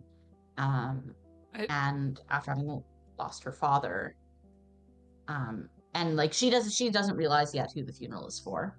But yeah, so she comes up to her mom and just kind of like touches her on the shoulder. I think that she doesn't hesitate. She kind of always hoped that you would be coming home, and she is so happy to see you that she does not really think to look at you too closely. At first, she turns to you and just has a hand like clutched to her chest in pain, and she's choking to try and speak to you, and just puts her arms around you. And it's just, oh my dear, they're gone. They're gone. Who's gone? I don't know how it happened, but I woke up and there was some sort of fight outside of town, and I guess, Blue, she got caught up in it. And she's gone. Sorsha's like in shock, and she turns her head to look at the front of where the funeral's happening, and she sees Blue's parents there and sees them both crying, and she just completely falls apart. She's like shaking, and she starts crying and kind of falls into her mom, and she says, no, that's not, they can't, no. And she can't even get like a proper word out. It's like it's too much for her to even speak around, because she had been fighting for 6 months to try to make herself okay enough to come home to her, to them, and now she doesn't know what to do, and she's just completely beside herself. Where do you go after having your home taken away from you? Yeah, so she stays for a little bit, and she cries with her mom for a long time, and then she goes and she speaks to Blue's parents, who greet her as their daughter, and they give her the ring that Blue had worn, which Sorsha then puts onto a necklace and wears. And then she talks to her mom. Once she kind of like is able to, have a conversation, she tells her mom that what happened to her father. She gives her she tries to give her the brooch, but her mom tells her to keep both the sword and the brooch, and that she has enough of her father's things and that she should keep them. And so Sorsha wears her father's brooch, and she has Blue's ring, and she tells her mom that she doesn't know what happened to her, but that she's changed, and with Blue gone, that she can't stay. And so she leaves. Does she know who, like, what the battle was that, like, how Gorma died? If you would look into it, I'd say you could probably find out about it. It does seem to be that it was a scuffle over like troops. It could have been spies. It could have been anything, but it was her going out and trying to clear out some soldiers from the area and keep the town safe. It seems like. Okay. So when she finds out that it was the English that killed her, maybe she didn't find out right away, but it was like after she kind of had this like conversation with her mom and knew she was going to leave. As she was leaving, she asked some of the people who kind of survived that skirmish, like, what happened? And they tell her that what happened, and that Blue was killed by English soldiers. And Sorsha's like, oh, okay. And she kind of almost like in the moment looks almost like calm, but there's like something behind her eyes that's like, nah, she's got a snap. And she heads down to England. And take me she down starts to the English city. So yeah, she finds where there's like a battalion of British soldiers in Scotland, and she walks in there, and like she goes when it's like nighttime, they're all having like dinner and rations or whatever, and she just goes absolutely ape shit. And she kills all of them except for one. And yeah, it's like 200 people. Like she just goes in and is just like no fear. She has nothing left to lose. And she's like, I guess I'm a fucking demon now. So like, what are you gonna do about it? And just goes fucking feral. I'm a demon and now it's your problem. Yeah. Like it really, Sorsha's logic is like, cool, we have a problem. The problem's the English. So we just need to cut off the head of the problem, cut off the head of the English. All of them. So that's yeah, all of them. Let's dun, go. Dun, dun, dun. Like very easy. logical. Like so she intentionally leaves one person alive and like stares at them with like blood all over her and like looking as like feral and scary as she possibly can, and just doesn't say a word and just leaves. And then slowly through the British armies there starts developing this rumor of this like demonic wraith or whatever, like this demonic redheaded woman who is unkillable and unstoppable and will kill everyone in her path, and she becomes an urban legend. Ooh, we gotta think of a name when we do the rumors phase. We'll think of a name. Okay. Yeah, something with red in it, like Crimson Shriek. Ooh, that's like actually a really banshee. cool. Yeah. Or like the Crimson Terror or something like that. Okay. that's a Doctor Who episode. Oh, is it? Damn it! You can't just take the name of it anyway. Well, I think that with you, like wrecking havoc along this countryside and making sure that you have that survivor escape into the wild.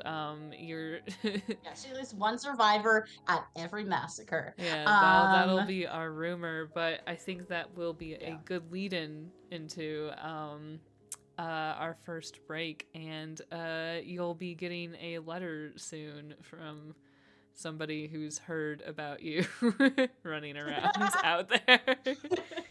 Yeah, And, she's by the end of this, like she has like about a year of this, and she kills thousands, like thousands so many. of all just British soldiers. Like doesn't hurt innocent They didn't people. even have It's that just many.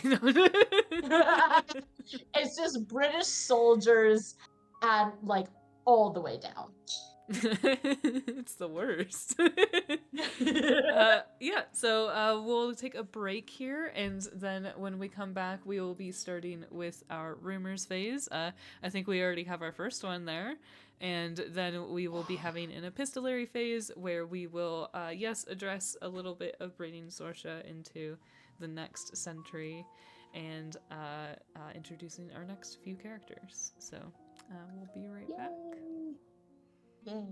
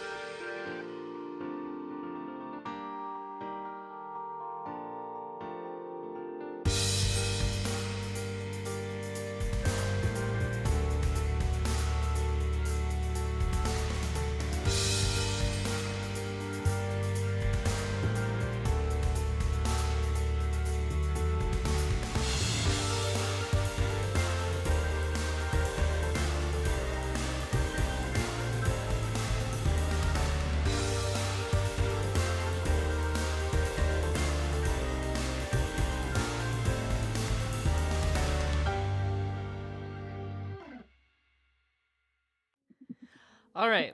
Well, we're back. We're back, baby. And We're back.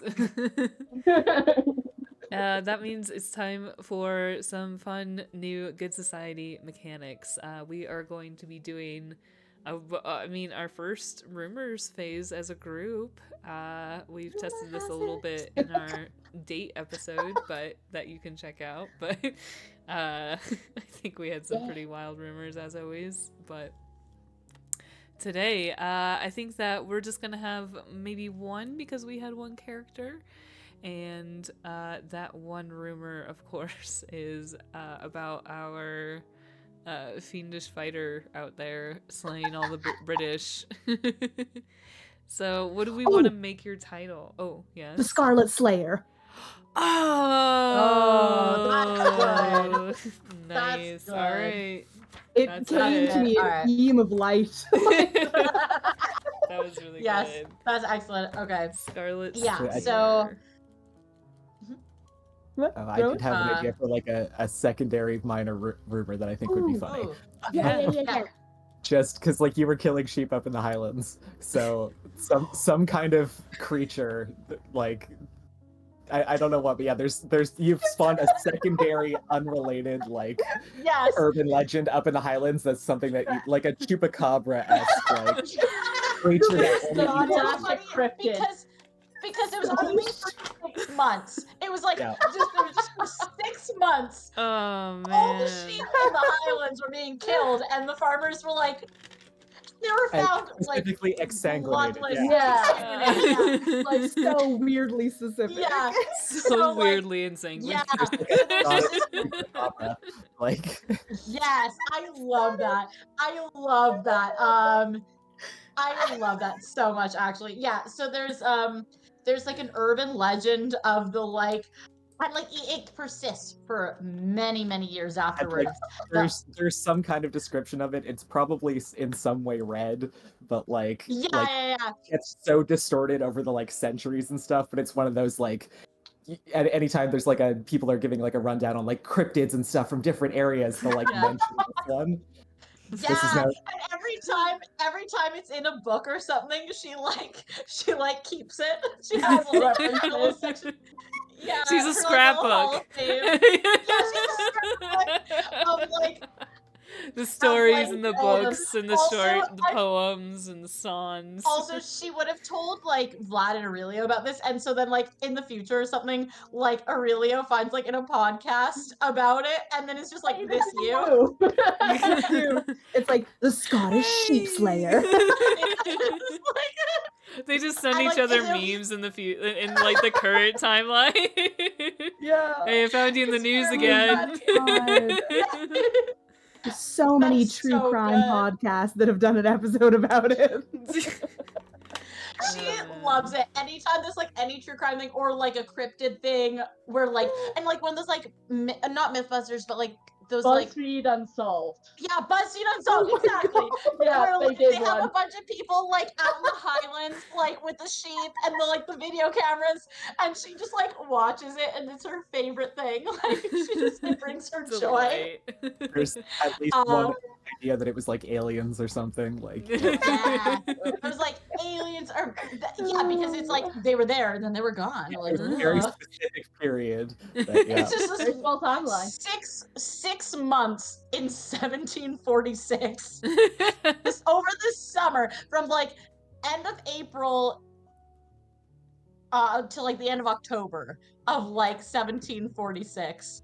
There would have been like someone was doing like folklore, collecting folklore or something. Like Yeah, it persisted through like a really thin thread, but like Yeah. Very much Yeah. the whole Mothman situation, which was like over a couple of years and stuff. Yeah. Yeah. That's Alright. I'm obsessed with that. I love that so much. I'll come up with like a name, some sort of like Gaelic name for this like sheep killer. definitely not Um Like the bone sucker Yes. from Futurama. Yeah.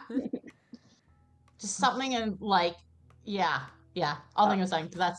I love that. And then yes, the bigger rumor of the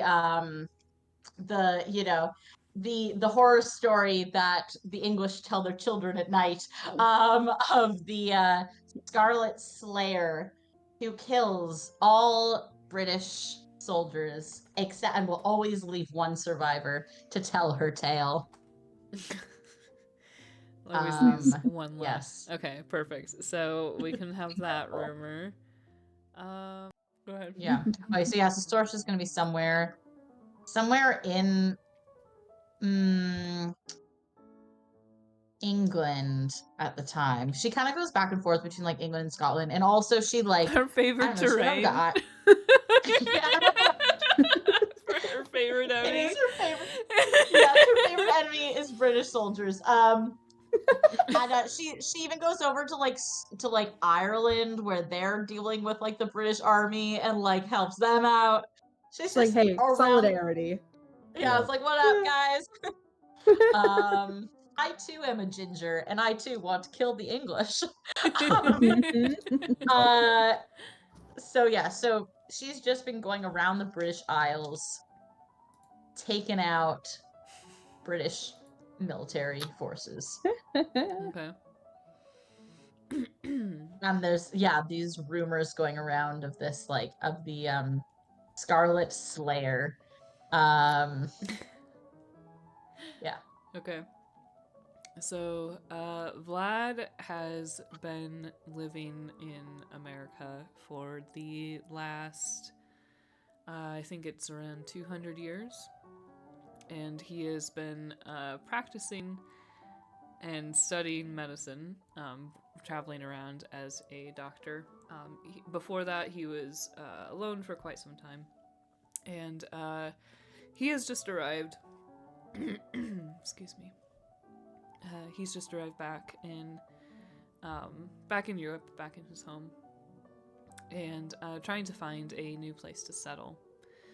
And he's learned a lot about the supernatural world while he was overseas, and has some ideas about what can be done for a better place. And so when he hears about a vampire, what he knows to be a vampire, obviously, going about and rampaging and killing all these people, he almost has a moment of like, aw, reminds me of me at that age. Those teenage years. Yeah, and teenager, and you just go around murdering people. You know, like you do. And so he decides to reach out to her to see if she's interested in any of these ideas. So I have a letter here that I can read. This letter is hand-penned on thin paper, and it has a simple green wax sealing it. The Gaelic it's written in is poorly spelled and even worsely phrased, but it is written with a earnest conviction. Dear Miss Sorsha McKay, this letter may come as a surprise to you, and perhaps even as an omen. I know that there must not be many that you feel you can trust right now. I am writing to you because I, too, have also been in such a terrible place, and so have countless others. I wish to extend this letter as an invitation, a chance to meet and perhaps find a better way to navigate in this new life. If you are able to find passage, you may find me at Adipose Manor in Vienna, Austria. I will provide all that you require should you arrive there. Kind regards, Vlad Dracula. Dracula's not a known name at this point, so it's just a cool name right now. So she gets this, and she's like really like, huh. First of all, not sure how he knows her name. Or anything about her. I mean, like, obviously the rumors around, like, whatever. But she's very intrigued because, like, she still doesn't have any answers. And it's been, like, 3.5 years since she was turned. And she still, and now it sounds like someone who's like, and she was like, that name doesn't sound English, so he's probably okay. It's probably chill. Does Vlad Dracula sound English? It's like, probably not. It's probably fine. But she's never left the British Isles in her life. So the idea of like going across It's just the the mainland. channel, It's right over there. and then to the mainland, yeah, she's a People little swim bit in. like, yeah, she's a little bit like, oh, okay. But yeah, she's interested because maybe this is someone who could have answers for her. And also, if there's a problem, she feels pretty confident that, like, you know, she can hold her own.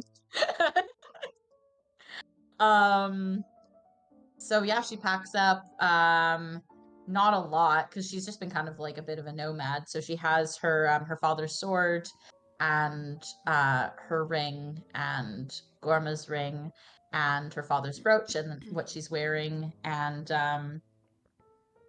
just, you know, like one change of clothes. And she makes her way towards Austria. Okay.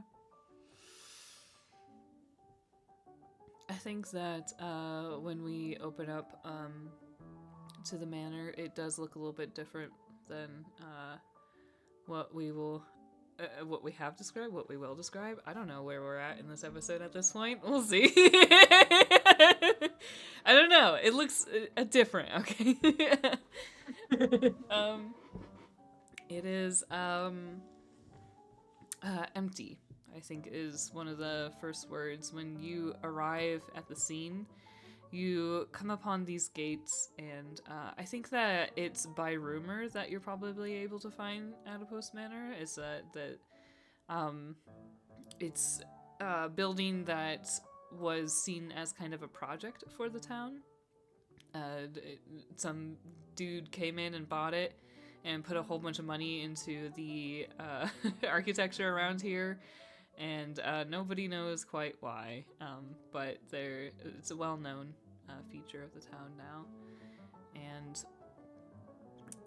when you arrive there, I think that there's a bunch of like builders and movers and stuff like that walking in and out of the gates, and things being set up. It's a quite busy scene, but you can just, it seems like you can just walk right up and nobody's stopping you. So she, now having figured out that she can't just enter a building without an invitation, doesn't know why, doesn't know how, she figured that out. She can enter barracks, though. She, even though the door's open, she knocks on the door. And I guess it's probably, like, you know, sometime after sunset. Yeah, like, it would definitely be sundown by the time you got there. Yeah, so kind of evening. Mm-hmm. And she's been journeying, I don't know how long it would have taken her to get there, a couple weeks probably. Yeah, so she knocks on the door. Mm-hmm.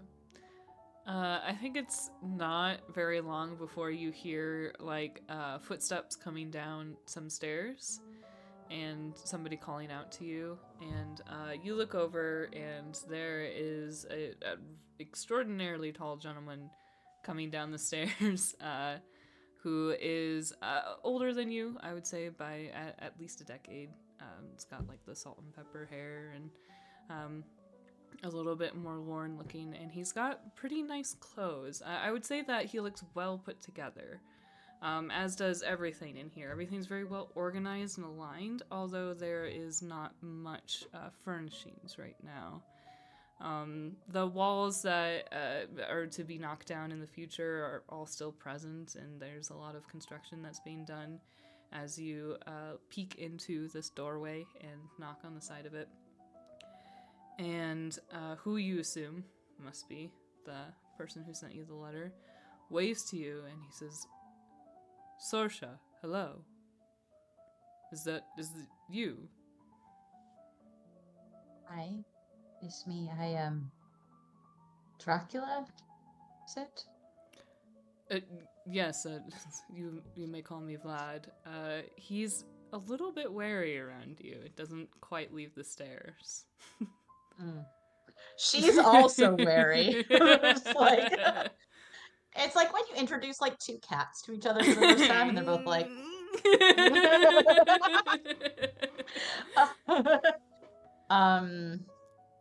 sorry, did he say come in? No. Yes, yeah, he said oh yeah, please he did. Okay. please come in. I been hoping that you would arrive or write to me back. So she steps over the threshold and into the house and is kind of like looking around. She looks like not nearly as well put together as he does. She's been traveling for weeks and didn't stop to freshen up or whatever. So she's her clothes are a bit dirty and she has she's wearing tartan and yeah, like the kind of like muddy around the hem of her dress and definitely looks like she's been journeying for a while. And also there may be some blood stains if you look closely on her clothes. Hard to get blood out of stuff, man.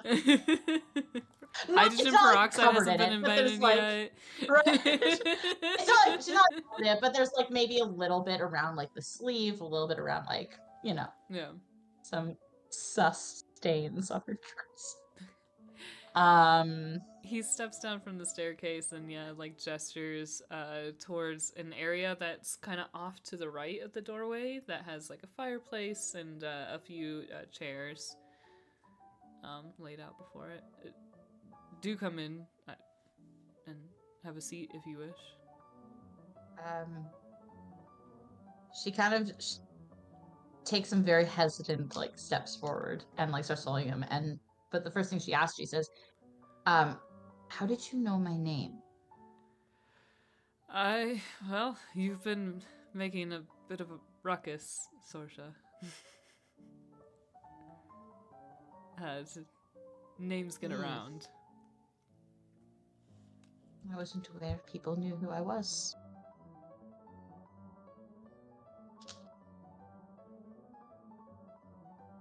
Well, you've carried your name since your birth, haven't you? Of course there's people that know who you are.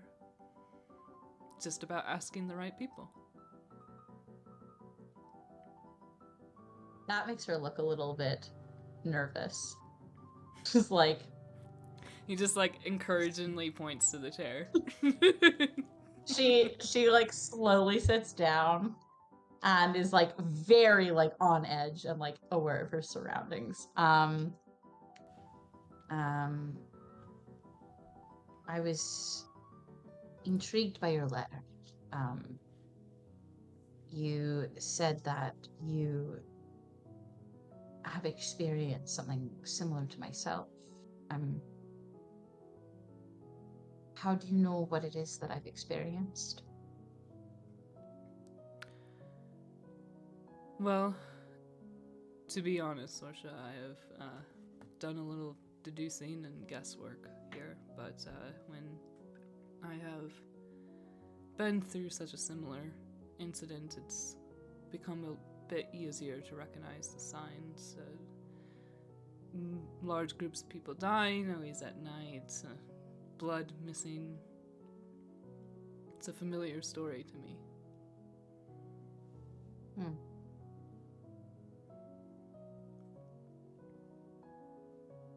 So, you're like me? Yes, quite a bit like you. And do you know what we are? I think that there's been lots of different names for it over the years. Some are becoming more popular than others, but I know a lot more about the mechanics of it than the mythics of it right now.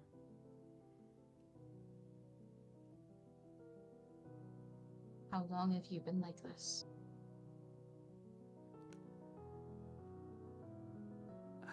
A little over 4 centuries.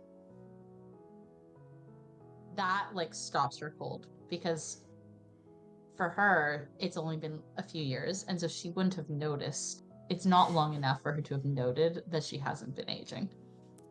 Oh, I think that he like kind of knows that's going to happen, but he like gives you a moment to think on that. So she kind of, it's like she has the like, you know, the gif of like the lady doing math in her head. And she's like, so she kind of stops, right? And also, is he speaking in English, or wait, what language are they speaking? She does we speak can say. English. I was gonna say if she speaks English, then that's probably.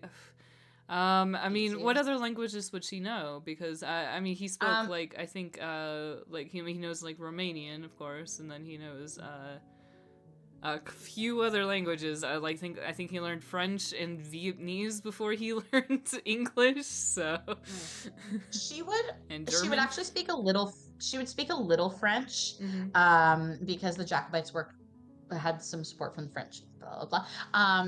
Okay. But she probably, her English is better than her French, so she probably Scottish Gaelic is her first language, then English, then French, Okay. and probably a little bit of Irish Gaelic as well. Cool. I think that between all of that, then he's doing his best, and yeah, we can assume that they're getting enough of the conversation. Yeah. So she has this moment when he says what do we say, 400 years? Yeah, I think it's actually 300. Because we're not at 1800 yet. Sorry, it's actually around 300. No. But yeah, anyway. Okay, so 300, and she kind of has this moment where she's like, "Did I like mistranslate that in my head?" Did he say that weird? And she says, "Sorry, 300." Yes. How is that even possible? Well, when you're... this is a big question. As best as I can figure it right now, when your body does not need to breathe, you do not need to age as well. No, that's impossible. And yet here I am. No. So you're saying that I'm going to be like this forever? As far as I can see it. She's having a moment. She's like, she's struggling. Yeah. But she's also trying, she doesn't want to look weak, in front of this dude who she just met. But she's like,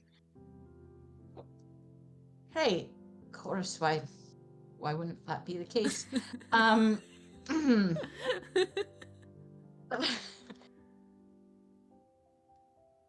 Were you always like this? Or did someone do this to you? This was done to me. Yes.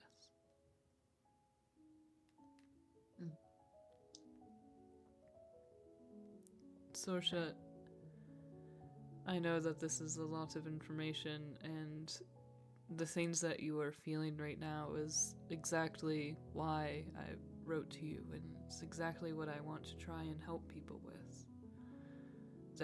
It's not just me and it's not just you here. There's lots of people like us.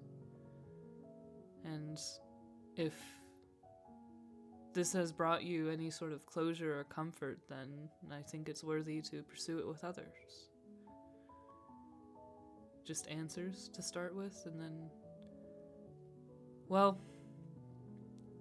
I've come upon bits of funds that might be able to help people as well. I think comfort may be too strong a word at this point, but it's helpful to know. Do you know how many like us there might be? Oh, hundreds at least that I've met.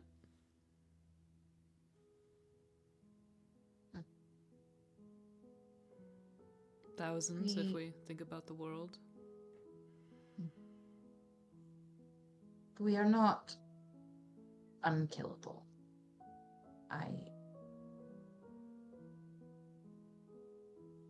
The man who did this to me, it was the strangest thing. I struck him with my blade and it did nothing. He threw me off of him and pulled it out and tried to have a conversation. And like then I truly and in my rage and my desperation, I grabbed the house we were in was rotting, and I grabbed a piece of rotting wood. And then he looked afraid, and then when I struck him with that, he aged in an instant and died. Did you see how much he aged? Were you able to? Have you seen? Significantly.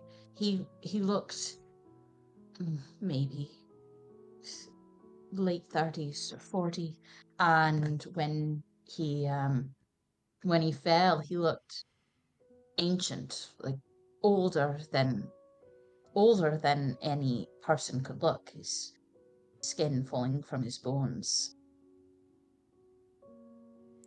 Yes, there are weaknesses and dangers for us as well. And you being aware of those might be helpful in making this as long of a journey as possible. I've noticed that sunlight gives me great discomfort. I don't know what else. You have to be careful. Sunlight, yes. He holds out like one of his hands, and there's like a big scar on the back of his palm, and it looks like kind of like a burn scar. And he says, "It's the sunlight, but the silver as well, and anything that touches it for too long."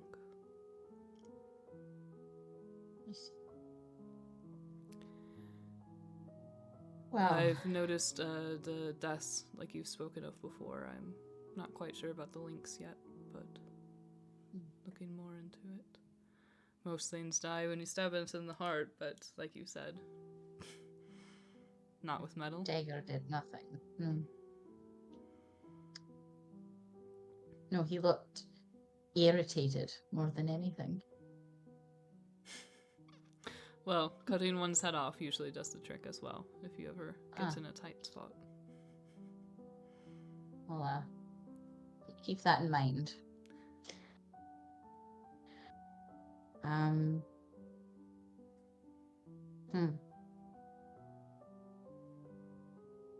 So you want to help others? Mainly, yes. Mainly? Well, I also want to live as long as I can, and I think that surrounding myself with good fellows can help in that. Probably right.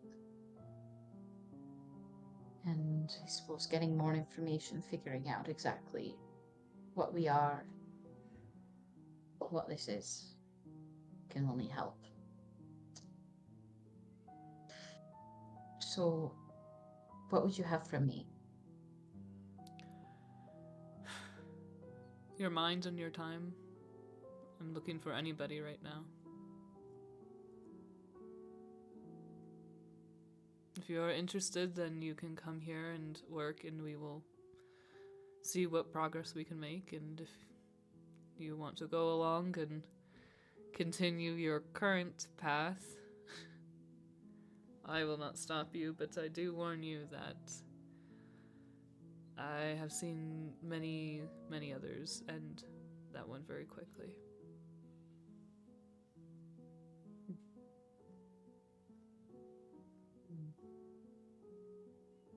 Well, according to you, I've nothing but time now. So, And it was a very long journey. May as well stay for a while. See what comes of it. We can find a spot for you.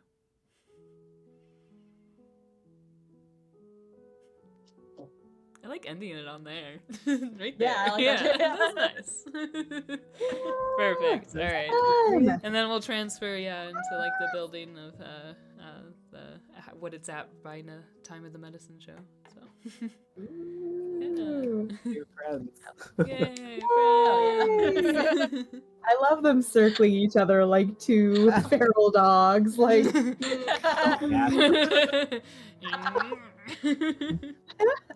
definitely. I also feel like if Vlad didn't, if he was blasé, that just would have pissed her off more. So, a healthy respect and fear. yes. You read her correctly. Yep. Yes. If you said the wrong thing, she would try to stab you, probably. Yep. And she knows how. It does. Does I she do like, ever? though, Yeah. I do like that, her sire was super old and probably very powerful, but she's still she kicked his ass. Yep. The element of surprise. Who would win? Oh, yeah. One ancient vampire, one extremely angry new one. Hell hath no fury, etc., etc. You know the rest. Excellent. So to get into it, I think that we could actually start with the epistolary phase. This is a purely optional phase, which means, just good vibes only. If you have something that you would like to write to another character to sort of set the scene, now's the time to do so, and also the time to read it out loud. I think chronologically it's going to make the most sense if we read Henry's letter first. 9th September, 18 whatever. Dr. Vlad Dracula, I am writing in regards to your exceptional work in the field of transcendental medicine. The immateriality of our physical existence as well as the immortality of the soul has been the focus of my research, and I was hoping I could make use of your vast knowledge of medicine. I have read all of your publications and even attended one of your lectures in America. Your theories on distilling one's identity via hemoglobin samples have been a crucial part of some of my work, and I would be honored to assist you in your research. My own studies have currently stalled due to certain limitations of both a scientific and economic nature, and I wish to act as your protege, both to further your own groundbreaking work and perhaps lend consequence to my own endeavors. If this interests you, do not hesitate in responding, and I'm willing to venture wherever necessary for any length of time that suits you.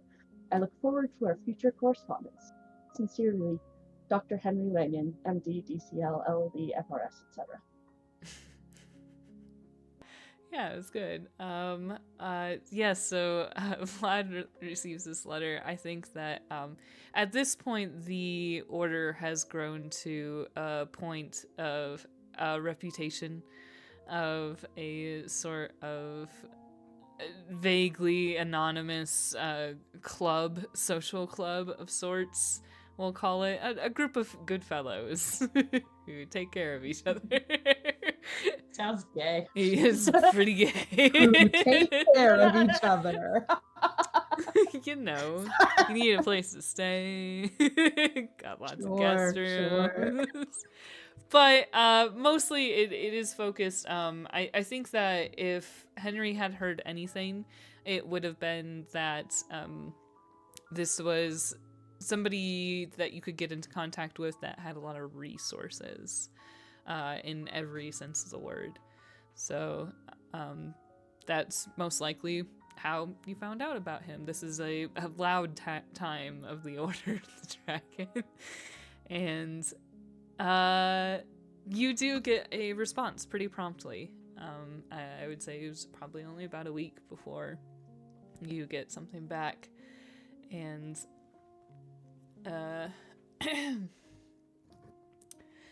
you get this letter, and it is hatched out in what might be a custom typewriter. as the font is quite stylized. The ink is in a dark emerald, and it has a matching wax seal on the envelope. The seal bears the mark of a simplified dragon, and its edges are gilded with a gold finish. You open it up, and it says, Dr. Henry. A delight it is to make your acquaintance, and wonderful to meet another of such a curious mind. It seems that our studies could work quite nicely in tandem, and perhaps better progress is to be made from it. I would love to discuss this more in person. It happens that I will be hosting a medical show in a month's time, and you are welcome to attend, and of course bring any of your own presentations or notes. All of our greatest minds will be in attendance, and it has a address and a date, and beneath that it says, cocktails will be served at 2100. Beneath that it says, I hope to meet you there and hear about this work that you wish to pursue. And scrawled is Vlad Dracula's signature. Henry's not the only one being invited to this event. This is a big to-do in the medical world over in Austria at the time, which is not to say a hugely bustling area. This is the time of patent medicines, though, so you didn't really have to have that many developments or actual progress or real science involved. You could just do whatever you wanted at this time. This is the 1880s. But Vlad does have some particular interests when it comes to medicine. He's looking for something a bit more fringe, something a bit different. And though it's not openly written on the invitations, and though nobody is popping, spells in the corner of the room, there's a little bit of strangeness to this medical show. And Roscoe, I think that you get this invitation. Where are you when you get this invitation? Probably would have rooms in... It's in Vienna, right? Yes. Yeah. So I think, he had been working in Vienna anyway. I'd probably taken some rooms since it would be there. Okay. So he was already in Vienna when he received the invitation? Yes, because he is following some research threads that would have led him there. Ooh, interesting. Do you want to tell us any more about that, or are we waiting? I mean, yeah, sort of. What about it? Okay, so what precisely brought him to this area? Was it and how might have Vlad been able to get his name for an invitation? I think probably, so there have been some, I don't know, possibly like a paper or something published in his name, dealing with kind of similar veins of research, sort of the idea of like immortality and that kind of thing.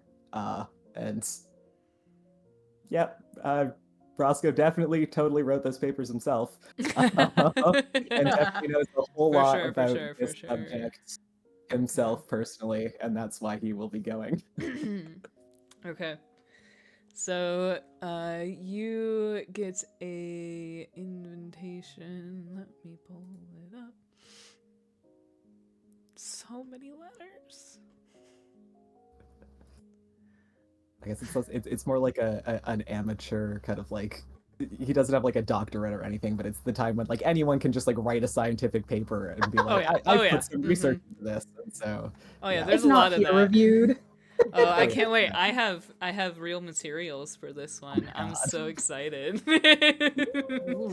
Yeah. So you receive an invitation while doing some research here and publishing your works after a little bit of success and making a little bit of buzz around the community. You get this very nicely, made stationery, clearly personally made and printed on. And on it, it says that you are, the Order of the Dragon requests your presence. It has a date, which is the 7th of October in 1880. It has a time of 2100 and simply says Adipose Manor, Vienna, Austria. Join us for stimulating conversation, refreshments, and looks into recent developments in the medical interest. Excellent. And Henry, you get a response. That yes, with that, you also get that same invitation printed out and sent along with that letter. And Aurelio. Aurelio, where are you at this time in 1880? In 1880.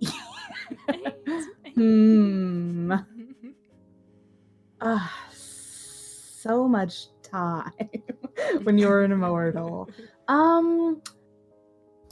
I mean, I don't know if Haley has thought about what Sorsha had been doing or where Sorsha would have been, but I don't know if we can knock two birds with one stone out here and say Aurelio might have been visiting Sorsha. Yeah. What year were you turned again, Aurelio? Aurelio was about 1850. Okay. About It's a little 30 years hazy. after. So we've known each other about a dozen years. About 10 or so, yeah. 10 or 12 years. Yeah. 10 to 12, so, yeah. Yeah. So, okay, so maybe... We're all best Yeah, friends. maybe back in... Yeah. Maybe back in Scotland, she's been home for a little while doing some stuff, doing some teaching, trying to, help with stuff. Cat.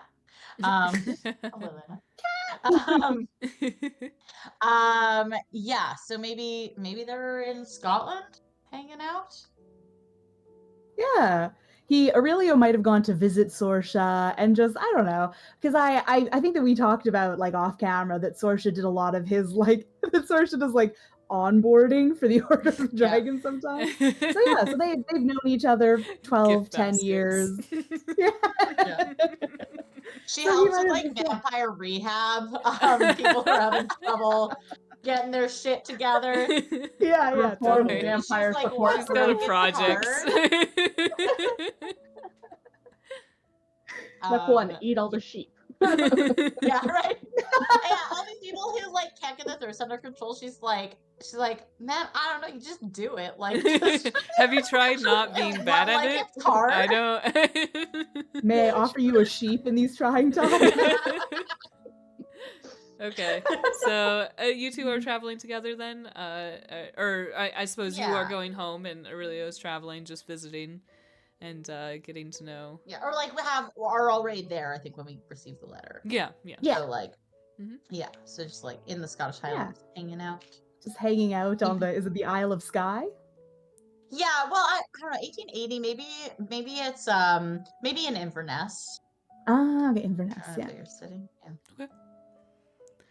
Excellent. All right. Well, Sorsha, you have probably been in contact with Vlad for a little bit. He would have asked for some assistance setting up the party just through correspondence and getting to know people. So you would have known about this event before it happened, but Aurelio, you received that same invitation that I described before, and you also have a extra attached note. That reads... This is what I get for liking writing so much. To read everything now. You have that nice crisp stationery that has the requesting of an actual invitation, but then there is also an attached piece of stationery that's done in the same style, but is a note. It just has the seal of the Order of the Dragon at the top, and then below that it says... My dear Aurelian, I know this will not be so aligned with your interests as my parties usually are, but I do still ask for the graciousness of your company. I hope to see you very soon. And beneath it, signed, Vlad Dracula. Excellent. Sorsha reads it over your shoulder. It's like, She's get out of nosy, here. nosy big sister energy, and just goes, and then runs away. Go, don't you have sheep to look after? Go on, get out of here. So, what's your relationship like? What have you guys been like doing? What have we been doing? What an interesting question. I think we have developed over the last decade or so very much like a brother-sister relationship. Yes. I think almost like Sorsha is not quite a mentor, but very nearly to Aurelio, and maybe Aurelio just being like a hot mess of a newly formed vampire. Sorsha has at the very least taken pity on what a hot mess he is. Yeah. Oh, no. She has developed an affection for this absolute disaster gay. Yes. They're just disaster gay siblings, and that is the vibe. They are And yeah. WLW MLM solidarity. Yes, exactly. Yeah, I think they just become like really good friends and have this like, I think they have maybe like kind of a teasing, like they kind of they poke fun at each other because they're both kind of like disasters a lot of the time. So they just kind of very affectionately and lovingly, yes. Okay. I love it. Yeah, and have become really good friends. And then yeah, so I guess maybe if you message Sorsha like, I don't know, however long before, then maybe she's been kind of like prepping to like head out. Yes, and yeah. then they can travel together. Oh, that'd be nice. Yeah. Unless you want to make a dramatic entrance on your own.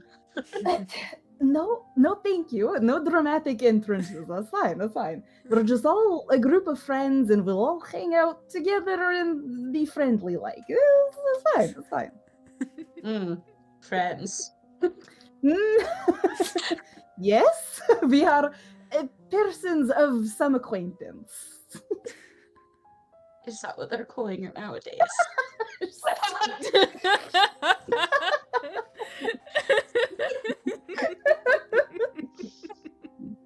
Yes. Oh gosh. I think Aurelio tries to squirrel away this letter. This is mine. Puts it under his pillow. Yeah. Yeah, I think also they're very supportive of each other. Yes. Yes. Very, Teasing but supportive. Teasing but very supportive and loving. Yeah. Good. Yeah. The best siblings. Good. Yeah. Yeah. Okay. Then I will finally ask Henry. We already read your letter out loud, but where does this letter reach you? So I think at this point in time, he was doing research in America. Mm-hmm. I believe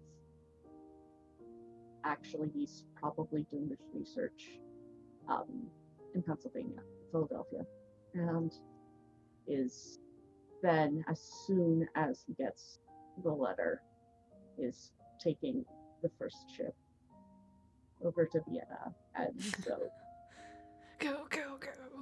Yep. He does not own much, and so it's literally a steamer trunk and a dog that he takes on this boat. The vibes. Oh. Yep. Very good. The dog, yes. Introduce who? Yeah. The dog is Edward. He's a pit bull mix, mostly black coat with a little white on his chest. Very stoic, slightly imposing, and constantly at Henry's left side. Okay.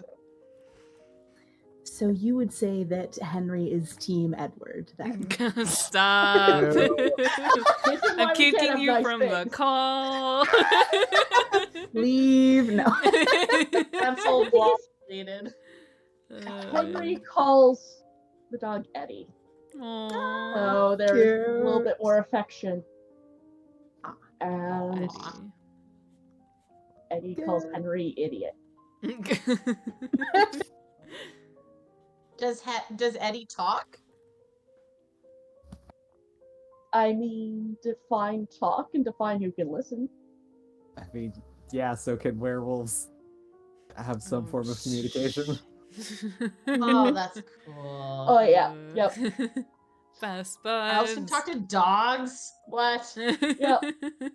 I want to talk to dogs. It's one of the werewolf moves. Well, maybe we'll have to Gosh, figure out that no. system where you can like learn the other classes' moves, but you have to do something Yeah. that's like kind of werewolfy, right? Like. Anyway. What? No. Too late. Anyway. So I think then we're going to roll up on the big day. If you are just speeding straight over and trying to get there as soon as you can so that you can make the date, then we can just open right up. I think that Sorsha, in the very least, would be getting, I would hope, getting there early. If you are not, Vlad is fretting. Yeah, she'll get there. She'll get there. I don't know. Let's say like a week ahead or something with Okay. Aurelio because they would have gone together. Okay. So yeah, a week ahead. So what is she doing to help set up? Ooh. So what do you like? And why is he fretting? Why is he fretting? Oh, he's just nervous. It's there's a big event. There's all sorts of guests and people there. When you're an introvert and am I muted still? Sorry. No, you're fine. No, you're My computer was lagging, but when you're an introvert and you invite people into your home and it's just I can do it. I can do it. You got the 3 days of prep and 2 days of recovery. Right? Yeah. Yeah.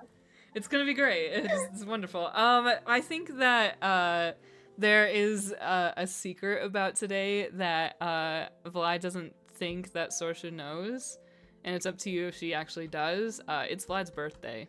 He hasn't told anyone. He planned it for this. They've known each other for long enough. I'm sure she would know. Mm-hmm. But I he feel thinks like if he she doesn't would've- bring it up, he won't say anything. Yeah. Okay. What would Vlad want for a birthday present? I know how to hook him. All right, let's go.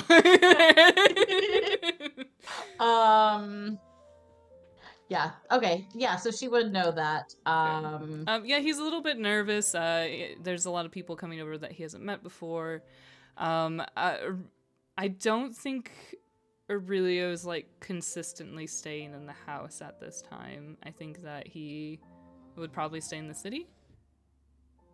Yeah, I think so. In the city, and Aurelio, I think also like flits around Europe a little bit. So he has a place in Vienna, and he's also probably got lodging somewhere in like London and visiting Sorsha.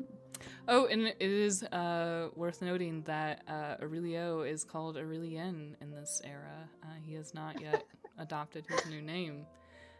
Yeah, I should change the name tag for the next episode, but Oh, yeah. I forgot. His Aurelio's foolproof strategy, where his original name was Aurelian, and then he decided that his incredible, right, like master of disguise, I'll call myself Aurelio, and no one will know.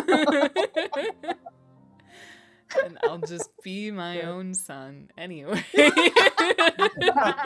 Nephew or son or One of those. some relation. Perfect. Okay. Yeah. So we are going to open up on the day then. I think that Vlad is like getting his like outfit together and like pacing around the top floors in the manor. This is when Adipose Manor was in its heyday. Everything is brand new and richly decorated and just like so extravagant. it is all decked out in these rich green velvets and silks and emerald marble and black and gold and these dark woods, and everything has been brought in and made into a very fine quality, but it has also been built as lasting as possible. And right now, I think that it is bustling. There is a lot of activity going on downstairs. There's people setting up for their own presentations, different doctors and travelers that have come through to show off their, newest inventions and their own research and their newest ideas. And then there's also the caterers and everyone tidying up for the event and setting out furniture. And there's a music band being set up in the corner that is getting all tuned and setting notes. And Sorsha, I imagine that you seem like a very practical and prepared person. You may have been dressed for a while now and just sitting, maybe. Are you enjoying a drink beforehand? Maybe kind of maybe directing people a little bit, like, okay, bring that over there, bring that over there. Mm-hmm. And also, she does, in the hustle and bustle, pull Vlad aside, and because Vlad eats food, right? Yeah, very small amounts of food. So she got him like a really small little like fancy dessert cake thing with a little candle in it. And it's like from like a fancy bakery, and it's like really good. And she just says, don't worry, I won't tell anyone, and just gives it to him. Falakra, thank you so much. And he pulls you in, he gives you like a kiss on the forehead, and just kind of sits back and says, are you sure we've gotten all of the RSVPs that were? Yes. Not to fret. I've counted everything. It's all organized. I know exactly who's coming. It's everyone we expected. I mean, obviously someone might not show up, but everyone has RSVP'd that we were hoping for. Everybody? Yes. Good. Everybody is coming. Good. He just like nervously like shoves the cake in his face and like goes to put the rest of his outfit on. And she goes, you have a little Thank you. All right. We can go downstairs to the rest of the party. As things are finally getting set up, some of you will be arriving on the scene. I wonder, Henry, does he arrive early, considering he's so excited, or? Yes. He arrives early, in his best suit, and actually Eddie has on a little bow tie. And so, I mean, some people are uncomfortable with having dogs at social events, and so the more presentable he is, the more likely everything will be fine. But also, Henry is incredibly nervous and very, very, very, very talking very fast. And no one actually understands what he's saying because he's really nervous about the whole thing. He's carrying this briefcase and he's going to be killing the entire time. But he ends up getting there early and is sort of awkwardly standing in a corner, not quite sure what to be doing at this point. Okay. Roscoe, when do you roll up on the scene? Probably like middle of the road, solidly like. Fashionably late. Not early, but like has been explicitly told he is not allowed to be late. By who? His wife. Aww. Oh, Roscoe's married. All right. Yes. Tell us about this person. Yes. So Roscoe, I guess, kind of as shown, probably has some like note cards that are like carefully like tucked into his sleeve, that he's like kind of consulting, but like is very like sleight of handy, like making sure no one sees, because the whole thing is he's has an interest in some of these topics, but the true researcher is actually his wife, Ida, who is Ida, yes. very interested in subjective immortality, and has been publishing under his name as she's not allowed to publish under her own. Yeah. So yeah, so he's been sent kind of as like her go-between to make some networking scientist connections. But he doesn't really know what he's talking about. I get like big Team Rocket vibes from them, and I'm very excited for them. I don't know if that's the right vibe, but that's what I get. It's not accurate. It's close. Okay. So Ida is not accompanying you to this meeting. You have note cards and. Yeah. Okay. Yeah, I assume, yeah, she was not on the invitation because her presence is kind of a secret. So, like her area of expertise. Yeah. So. Okay. So you two arrive at the manor, and it is sort of a place where, in order to discover it, it's a if you know sort of deal. It's tucked away into the middle of the downtown, the old part of downtown for Vienna, and it has a alley that is wide that leads out to a gate that is at the top of some stairs, and it is open right now, and lots of people are spread out on top of the stairs and out onto this pathway that leads out into these doors that are in the side of this building. And there are people standing around and sipping wine and chatting with each other, and just seems to be a pretty casual event. As you approach, you can hear music in the distance. Where are you going first, Henry?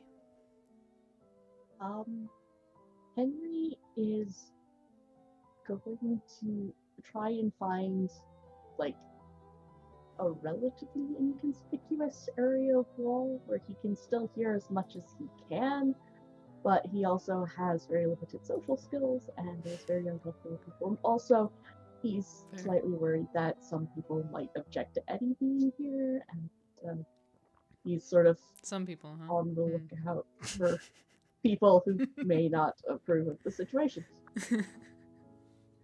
Perhaps the person who owns the house that you didn't mention it to.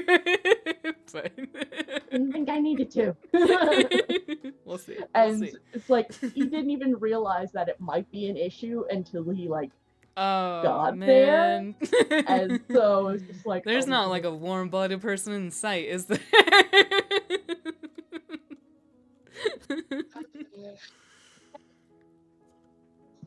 Yes, I think that is another thing that you would notice, is that there is definitely a sort of eerie chill in the air and a sense of stillness about the people that are sipping their wine.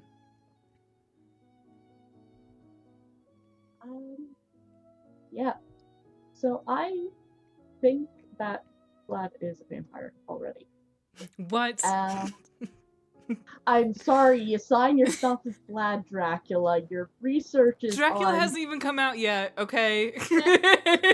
like scientific wait, research. has it? Wait, 1880? No, it hasn't come out yet.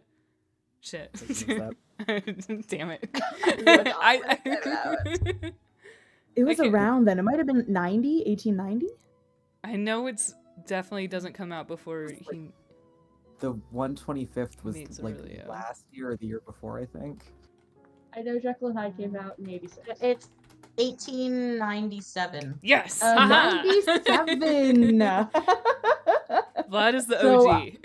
Yeah. The fanfic that got awkwardly self-published what?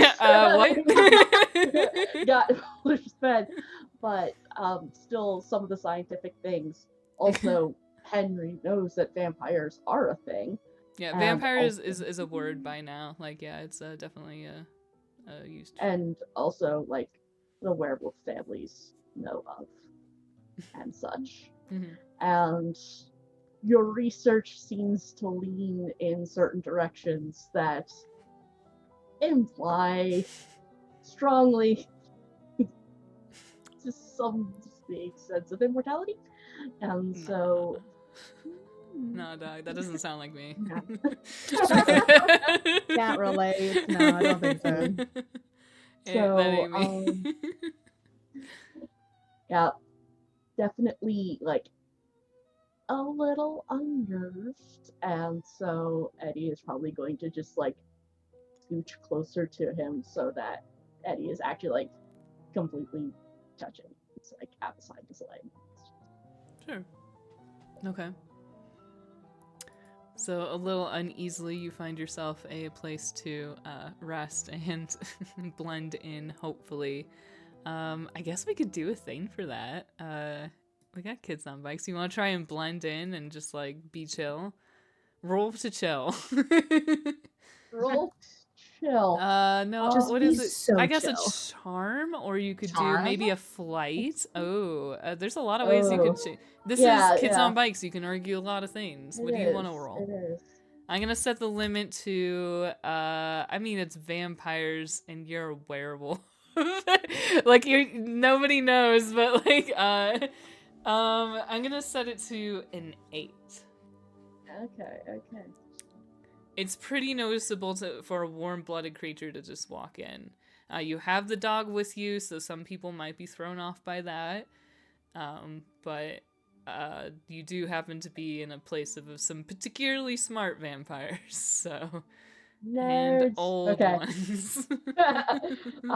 We're gonna try for charm, and that is a 9. Hey. Nice, good job. Okay. So yeah, you managed to blend in just fine. Most people are too busy and excited to be at the events and deep in their cups. They don't really pay any attention to you. Roscoe, you roll up on the scene. Where are you going? Vital question. Are there like name tags over things like? No. Okay. This is the 1880s. You don't You have a know calling card, anybody. that's How it. dumb. He is so fucked. Yeah, you have a name So- card on your table, and that's about it. So yeah, prior to I guess dinner and finding out who people are, he is just like probably trying to like make casual conversation, but without giving away that he doesn't really know much. So he's kind of just flitting around and like getting the lay of the land. Okay. Probably has not clocked that anything is weird at all about anyone. Okay. Yeah. All right. If you're just trying to figure anyone out and figure out names, then I'll kind of wait for your little intro, and we'll find out what Aurelio's doing when he arrives at the party. I think Aurelio kind of like obviously got the invitation, RSVP'd, wants to be here to support Sorsha and Vlad and the Order, but ultimately isn't really sure what he's meant to be doing.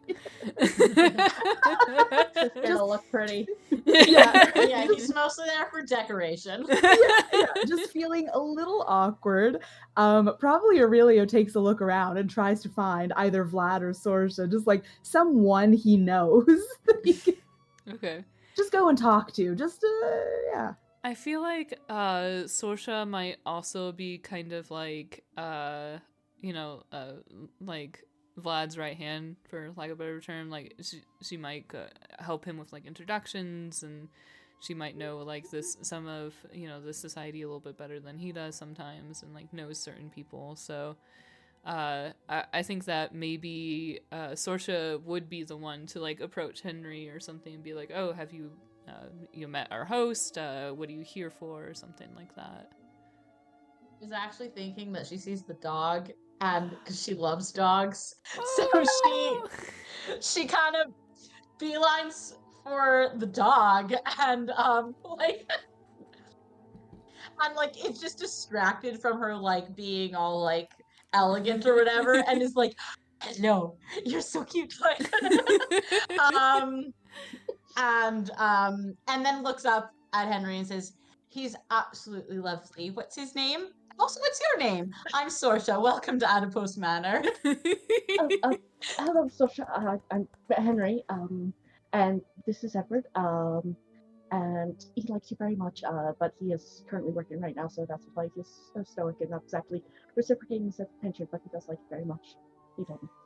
And so, yes, thank you so much for having me here. It's really such a wonderful thing. But I'm not quite sure where I should be or what I should be doing. But if there's anything that I can help with, otherwise I'm just gonna stay here. That'd be great. Yeah. Henry's like the Not opposite. to worry, you're very well. I'm sorry. Go on. It's very cute. Sorsha's like instantly kind of charmed and is just like, "Ah, look at this nerd. What a sweet nerd." And so she says, "Well, I'll no bother Eddie since he's so clearly very hard at work and doing such an excellent job at it." And then she kind of stands back up and she says, "Well, you're very welcome here. You can do whatever you like. Help yourself to a drink, some food. Speak to the people here. Is there someone in particular you're hoping to meet? I'd be happy to introduce you. And I think things will be getting on their way fairly soon as well." Excellent. Yes, I was actually looking to talk to Dr. Vlad Dracula, but I understand that since he's the one hosting it, he's probably very busy right now, and so I'll try and talk to him later if that's going to be more convenient, because I do have a lot of things that I want to discuss with him, but that might be kind of awkward, so I can... Sorsha kind of looks around.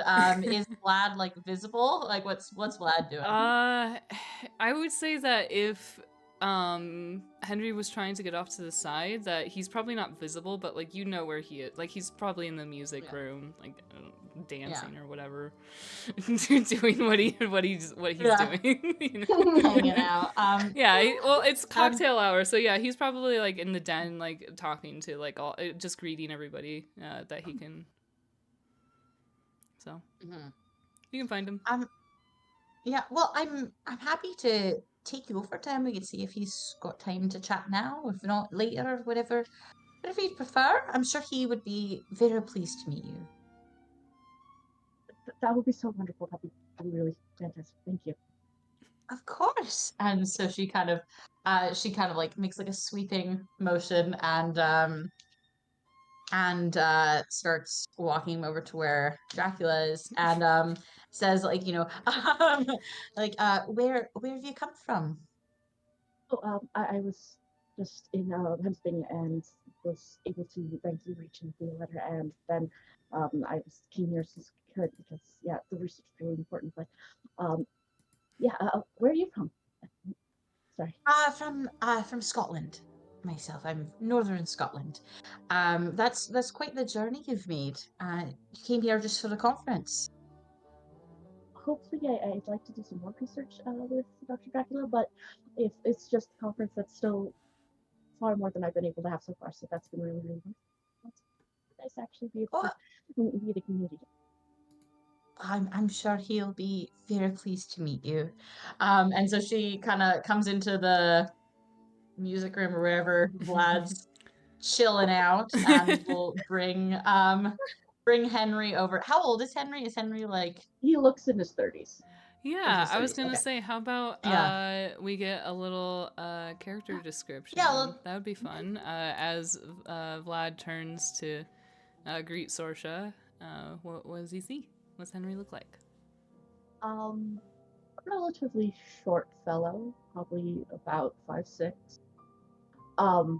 In a not quite well-fitting but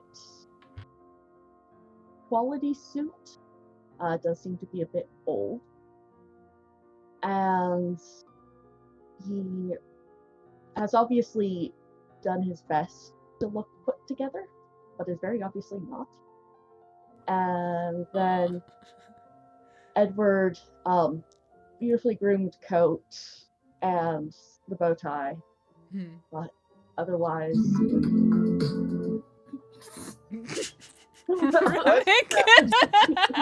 God damn it. That was your something. I'm so sorry. Please continue. My computer betrayed me. Fiend. It's been an attack. I give you everything. But I thought it was otherwise.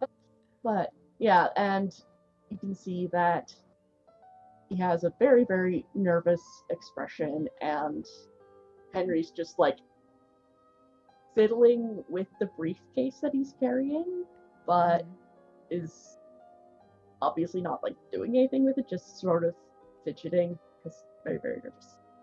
Okay. And actually, Henry trips right before getting to Vlad. Just like a little stumble. Goodness. Okay. Sorsha kind of reaches a hand out to kind of like help him. And then she introduces and says, Vlad, this very nice young man was hoping to come and speak with you. This is Henry. So did Henry give his full name? I forget. Yeah, Dr. Henry Lanyon. Yes. Dr. Henry Lanyon. This is Dr. Henry Lanyon. Henry, this is Dr. Vlad Dracula. Henry, yes, you wrote to me, did you? Yes, I did, and you wrote back so promptly, and I was so honored to be here and very, very happy. And I'd love to chat with you, but I also understand you're very, very busy, but it's absolutely wonderful to meet you right now. What are we here for? He steps forward and like holds out a hand to shake your hand. Good to meet you, Henry. What did you say your last name? Lanyon. Lanyon. Dr. Henry Lanyon. Yes, thank you. And he fumbles with the briefcase while trying to shake Vlad's hand. He waits patiently. Thank you. Thank you. Oh goodness, your hands are cold. I wonder if someone could turn up the heat here. It's poor circulation. My sanguine is always low, you know. Yeah, understandably. I hope you don't mind. I did bring my companion. It's just part of the research, and it's a lot. He kind of. Without. He kind of like just like looks down at the dog and then like looks up at you and it's just like. Eddie bows. Aww. Just like the one dog. I want you to roll me a charm with your charming dog. The question is, I'll make it pretty charm? I was gonna say, I feel like I'm gonna make it pretty low because the dog is very cute and you've been trying very hard to make the dog very cute, so... I feel like the dog for sure has the D20 in charm. Right, like, so I'm gonna make it pretty low. I'm gonna make it a 6. I did roll a 10. Oh, okay, good. On my D10. So... Okay, yeah, Vlad's in a good mood. It technically explodes, right? It explodes. Roll it again. Oh my god. Jeez, yeah. Hell yeah. Holy fuck, I just rolled another 10. Roll again. Most charming dog. 20. So that's 20 so far. Okay, 26. Actually, 27 because I do have a +1 in my charm. Jesus. Because of the awkwardness. Yes. Yes. So your dog won the game. I don't think you can win. Yeah, and Eddie is the real MVP. Vlad and Eddie live happily ever after. They're now in love. Take long walks on the beach. Of all the plot twists, I didn't think Vlad was the furry, but what do you know? What do you know? Hey. Don't judge a book by its cover, you know? We all I end was up with also Dracula. gonna say though that when Henry is like, I hope it's okay that he's here. Sorsha, like before Vlad can even reply, he's like, of course it's alright that he's here.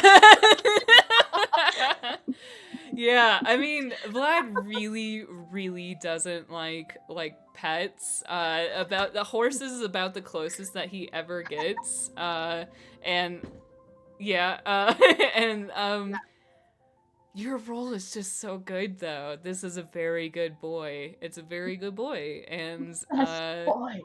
with a reluctant crack in his jaw, Vlad says, "Of course. It is a event for everybody." Thank you so much. I honestly didn't think that it would be a problem until I was like here and we go into this. I didn't know I actually had to supposedly this wasn't anything in the invitations. But thank you so much, and I really do look forward to the rest of this event and the rest of the talk.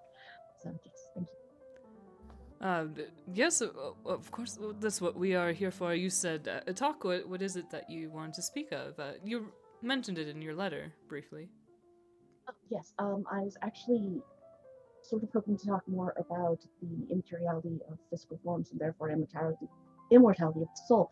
And so I've noticed that you have some of that in your research, but there are certain aspects of it that I've been wanting to explore more, but unfortunately have very limited resources. And so I was hoping maybe you could that, especially possibly the use of blood transfusions, the way of accelerated healing or longevity has been one of the really interesting parts of my research, and so I figured you might be able to assist in that. He's listening very carefully to what you say, and as you progress on in this conversation, he starts to kind of like focus in a little bit and look around and say, Henry, perhaps this is a conversation that would be better done in a quieter place. Absolutely. I mean, I thought that this was a sort of a science conference and that was going to be one of the topics, but that's okay. If it's not actually a topic that we want to be discussing here, I'm totally fine to talk about it later. If that, but also if you're just not comfortable with this kind of research, I'm totally fine with that too. It's just been a really pleasure to meet you and Henry, I'm very interested in what you're saying. I think that we should continue this conversation. But yes, it is the social hour. You're right. I shouldn't be bottling myself up right now. But believe me, it is not without a great sense of will that I must walk away from this conversation. Thank you again so much for inviting us. Of course. Maybe I could catch you in a few hours and we could speak more about this. And well, if you don't mind, I could introduce you to some of the other folks here. We could meet some of the other people. Sorsa here is lovely, and she is not quite in the field of the medicine, but has set up this whole event for me. So you've already met? Yes, this is an absolutely wonderful event, and I really do hope it is a chance to work here. Yes, I would love to talk with anyone else who's interested in the subject, but also I do understand this is a social hour, which is definitely not my strong suit. So, actually, if I can maybe get a drink first. A drink, yes, a drink. Yes. Sorry, Emmy, could you talk a little bit louder? Sorry, yeah. I know you're trying to do the nervous, but like, yeah, it's getting a little cut out, so just a little bit louder, but same speed, totally fine. Yeah, you're good. Henry so much. Yeah, so I adore him. He's so cute. I would die for Henry. A drink. Yes, I think that might be good for all of us. And Vlad kind of like looks around and looks for wine. I want to say that we should get Roscoe. We should see where Roscoe is at, if we can spot him at the party. I was going to say, just because I feel like Aurelio arriving and like can't immediately locate I forgot everyone's names, can't immediately locate Sorsha and Vlad. I feel like Aurelio just sort of like desperately not wanting to be like the person alone, not talking to anyone, is also kind of just like roaming around and like trying to find someone else who's maybe a bit of a wallflower. Oh.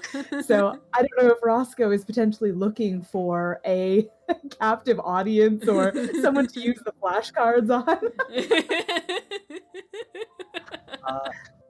I mean, yeah, if it looks like Aurelia also doesn't really know anyone here, yeah, might gravitate over, and it's probably like, is this your first time at one of these events? Oh, well, yes, I'm not particularly well versed in like the medical profession or the subjects of the conference, but I dabble in all sorts of things, so I have a pet interest in it, I suppose. But yes, it is my first conference of this sort. I'm called Aurelian, by the way. Roscoe, it's a pleasure to meet you. I find myself not quite as at the level as the others here as well. So it is. I'm grateful to meet another dabbler, if I may be so bold. No, absolutely. It's very fascinating stuff for sure, to be sure. But a lot of them get very intense, like it's just it's hard to keep up a little bit. So no, it's it's very nice to meet someone like yourself. But is there a particular area of interest that you have, or just a broad sort of dabbling? I dabble here and there. Specifically, there were a few, I believe, interesting papers on the subject of immortality and the immortal soul that I found very, very interesting. I was hoping to hear a bit more about, but just surrounded by all of these great minds, I'm just trying to absorb what I can. Yes, no, and that's it. It's a great ambition to absorb through osmosis the intelligence of the great minds. It's truly remarkable. Are you an acquaintance of Vlad, the host of the event? Unfortunately, we have not truly been acquainted. Brief letter correspondence, I believe, but I've not had the pleasure of meeting him in person. Are you familiar with the host? Yes, no, we've been an acquaintance of sorts for a number of years now. But I think that he as well has sort of a vested interest in the subject that you're pursuing. So maybe, I'm sure I haven't found him yet, but I'm sure he's around here somewhere if you can manage to snag a quick moment with him. I may rely on you for an introduction if that's quite all right. Sure, no, absolutely. The manor is so vast. I mean, if we wander a moment, I'm sure we'll find them. Excellent. Well, yeah, just make awkward small talk, probably. Yes, incredible. Yes, I don't know if we want to converge the whole group. So I was gonna say, I think Vlad kind of, after Henry mentions a drink, he looks around to get a couple glasses for them and hands one to Sorsha and hands one to Henry and kind of claps him on the shoulder and says, "Oh yes, if you're new here and just traveling, how long are you going to be in town?" And starts like walking into the rest of the party. Sorry, I actually I have no firm plans in any particular direction. So actually, I was hoping to maybe even spend a longer time with you and your research. So it could be any length of time. So I do currently have a room for that by the week, but just let me know. Quite an adventure, yes. And I think maybe like Sorsha and Aurelio like see each other at the party. Lock eyes across the room. Yeah, just. Okay. So. Sorsha points at the dog.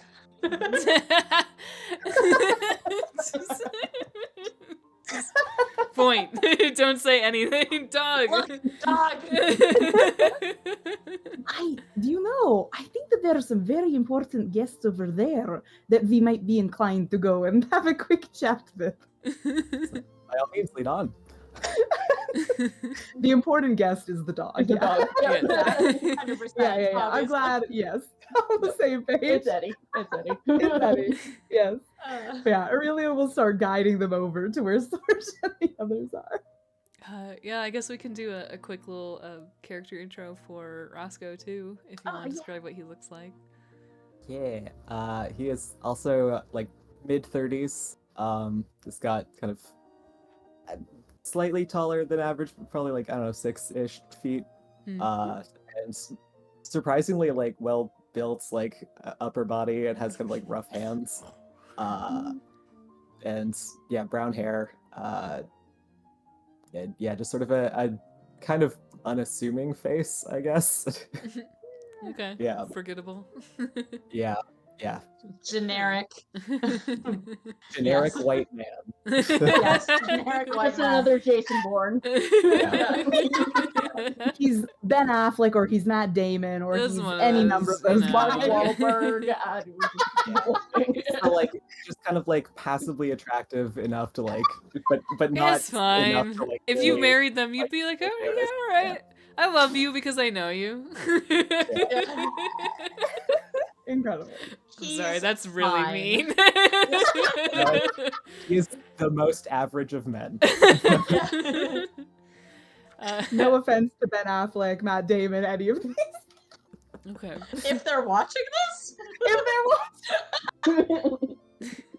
Incredible. I think the vampires mostly look the same as they have in our last descriptions. I mean, different dress.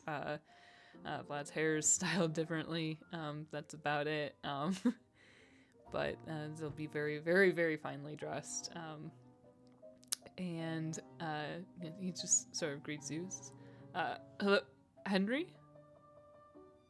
And Roscoe, I believe, and Sorsha. Everyone meets each other. Pleasure to make your acquaintance. Hello. And I'm gonna hold my hand out to shake. And also Eddie is going to as well. And to realize he's part of the conversation. Yes. yeah, I will. If because Vlad missed him, Sorsha's like, and this is Edward, our esteemed guest. Does a little bow. And there's like this really soft growl that most people don't hear, and it's just I hear him. It's just like, you know, they like me more than you, right? I know. Sorsha is just immediately obsessed with this dog. Like, Roscoe's definitely gonna like warbly like shake Henry's hand and then definitely also shake the dog's paw. I think while everyone's like interacting with the dog, Vlad turns to Aurelian and just like looks down at him, and he takes his hand. He says, "It's Aurelian. It's good to see you. I wasn't sure if you were going to make it tonight." It's good to see you as well. The event is going off so beautifully. It's truly it's inarticulate Aurelio noises. It's lovely. It's lovely. You've thrown a spectacular fit. Incredible. With the help of Sorsha, of course. I'm sure. So, Roscoe, you've come with your own sort of research. What are you here to learn about tonight? Truly a pleasure to make your acquaintance. Specifically, some of your papers on the the nature of immortality and the immortal soul. Truly fascinating stuff. I'm afraid I only dabble myself, but I am just in awe of the great work you've done, and hoping to learn a bit more. It sounds like there's a lot of great thinkers today and mutual minds on this. Yeah. Sorry. So Henry has like written papers on a similar subject as well, right? Mm-hmm. Yeah. So like how well known-ish would that be a name that like if you were researching that area would be recognizable? It would be if you dug down a bit. Like, due to not being affiliated with any large group or any large funding, definitely not like Science Today type thing. But if you were going more into it, you would definitely find his work. Spanning back about 40 years. All right. So yeah, Roscoe's probably like, and Henry, yeah, sorry, you wouldn't have to be Dr. Henry Lanyon, would you? Oh, yes, absolutely. And then Roscoe, I know I've heard your name somewhere, but I'm sorry, I must have forgotten. But yes, it is. Truly pleasure to make your acquaintance as well. I've read several of your papers, just fascinating stuff. Oh, Would love to pick your brain a bit at some point over the course of the evening. Not right now, obviously. Social hours. Truly a pleasure. Henry doesn't know how to respond, so it's just gonna take a long, big sip of wine. Yeah, it shaky definitely drink. is shaking a bit. And Sorsha kind of sidles around the group to stand next to Aurelio while the like science bros are all talking. Science bros. Science bros. I love it. Apply to Roscoe, but yeah. Science adjacent counts. He tries. Science bros and also fake science bro. Science bro passing. Yeah. I feel like that's Vlad too, though. Like he's he's very mad scientist about a lot of his experiments. Oh my god. You can still be a science person, and just, yes, Yeah. it may be We're veering all- towards the fantastical and transcendental of science, but still technically there. We're all science Ish. bros here. Science bros are the friends you made along the way. I thought that was my dog. Were you gonna? Did you want to say anything to Aurelio, or are you just standing next to him? And I was just gonna kind of like look at him and being like, you know. It's going well, don't you think? It's Honestly, my highlight of the evening is the dog. But yes, it's going swimmingly. He's a very charming dog. I mean, it's not often that we see a pet or an animal companion at these events, so it is a highlight for sure. Because Vlad's no fun, but It's dangerous. He's even won over Vlad, which is truly a spectacular accomplishment on his behalf. You're not wrong. I mean, truly, so many interesting people who have been invited to attend the event, and also many people who Vlad writes letters to, I'm learning. So, you see, many people who have acquaintances may write letters and correspondence to each other, and that is normal. That is very normal. Yes, you are saying facts. You are saying facts that are true. Vlad is just crushed over here listening to this conversation. Just, no!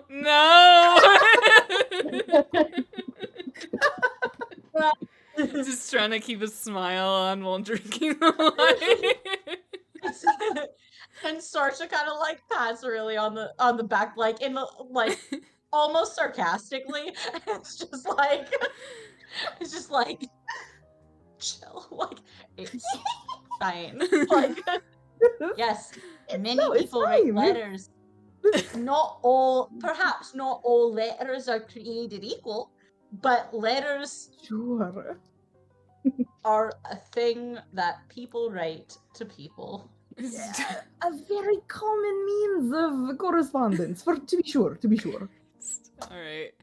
I'm stepping in as DM here, right? I'm stopping this. That's enough of that. Oh my god. Very, very good, but Jesus, I can't anymore. It was a snapshot, just to bite off a piece. Yeah. No flavor.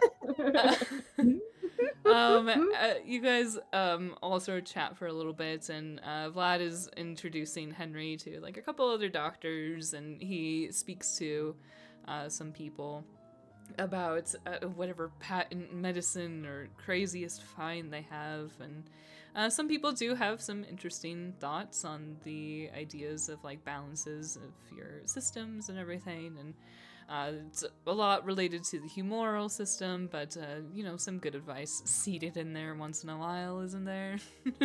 And as the cocktail hour kind of winds down, Vlad turns to Henry and says, well, if you wanted to have a deeper conversation, we could maybe go up to the library and discuss some of the things you were talking about. Yes, that would be wonderful. Though I am slightly concerned because this is your gathering and your party. I don't want to take you away from the other guests who are obviously also here to um, celebrate knowledge. And so I would definitely still like to talk, but I also understand if you would prefer to do that some other time. Must it be in absolute private? These are Not at fellows all, that not at I all. trust. I'm totally fine discussing this with any other scientific minds that you obviously deem worthy of company, and so I absolutely yes that'd be fine. Okay. So, Sorsha would assume that she is invited to listen on this conversation if she wanted to. Aurelian can probably assume that as well. Roscoe, though, what do you want to do once you hear that this conversation is splitting off? I mean, we'll probably attempt in some way to Just tag go along, but along, right? yeah. Okay, that's what I thought. I just wanted to make sure. Yeah, Yeah. following the momentum of the like group Oh yeah, conversation. where are you just, going? very much Just get your exactly clipboard what, out and see if nobody knows. yeah, quietly take notes. Okay, I want you to make a roll for this. I'm going to set the difficulty at an 8. All right. Don't be suspicious. Don't be Yeah, suspicious. because like this Don't is be what the event suspicious, is don't be for, suspicious. but it is like he doesn't like talking about this supernatural stuff, and he can see that might be where the conversation's going, so he likes to keep that a Okay. little more private. God, yes. Try to remember what stats mean. What? Yes, because unfortunately, he's mostly a fight and brawn boy, but he does need to be able to do things. Could I make an argument for grit? Because he's like Ooh. tenaciousness, kind of like sociability blending in. yeah. I think I could go with grit. Grit's okay. Okay. All right. Well, it's still only a D10, so we'll have to see. It's an 8. People can help him. We're all together now. Remember, you can give adversity tokens to each other. You can do assistance. I forget how assistance works, though. Do you remember, Romic? I think you just give your adversity, as long Is as that you can it? explain a way that you are feasibly helping. Okay. Oh, no. Oh, I Roscoe. have a question. Yes. Do Key and Henry share adversity tokens? Ooh, I was going to say, I would say probably yes. not. No? Oh, yes? No? Well, Oh, no. Like timeline wise, is this like Yeah. Because this happens first, so... yeah? I would say not. Mm. No, I guess not. You haven't started building adversity yet. Now's the time. Sorry, my dog's too good. We gotta start building character. go ahead and take my adversity token. Oh, no! Don't you get double though? Oh, you get What'd you double. roll though? 6. Okay, well that's not that bad. I would say that as Vlad stands up from the chair that you've all been sort of resting in the den and chatting, and he stands up and the rest of the group stands up and Roscoe stands up, and you get a very sharp look over the shoulder, but he doesn't stop you as you guys go up the stairs, and has Henry at his side and is talking to him. Says, I figure maybe there's some relevant information up here that we could look into as well in the library. There's lots of research. Yes, excellent. I was only able to bring a few of my papers along with me. I do have more research, of course, back in my back, but I definitely, hopefully, will be able to bounce some theories off of you and see your ideas on these things. But as I thank you so much for allowing this really, really quick moment.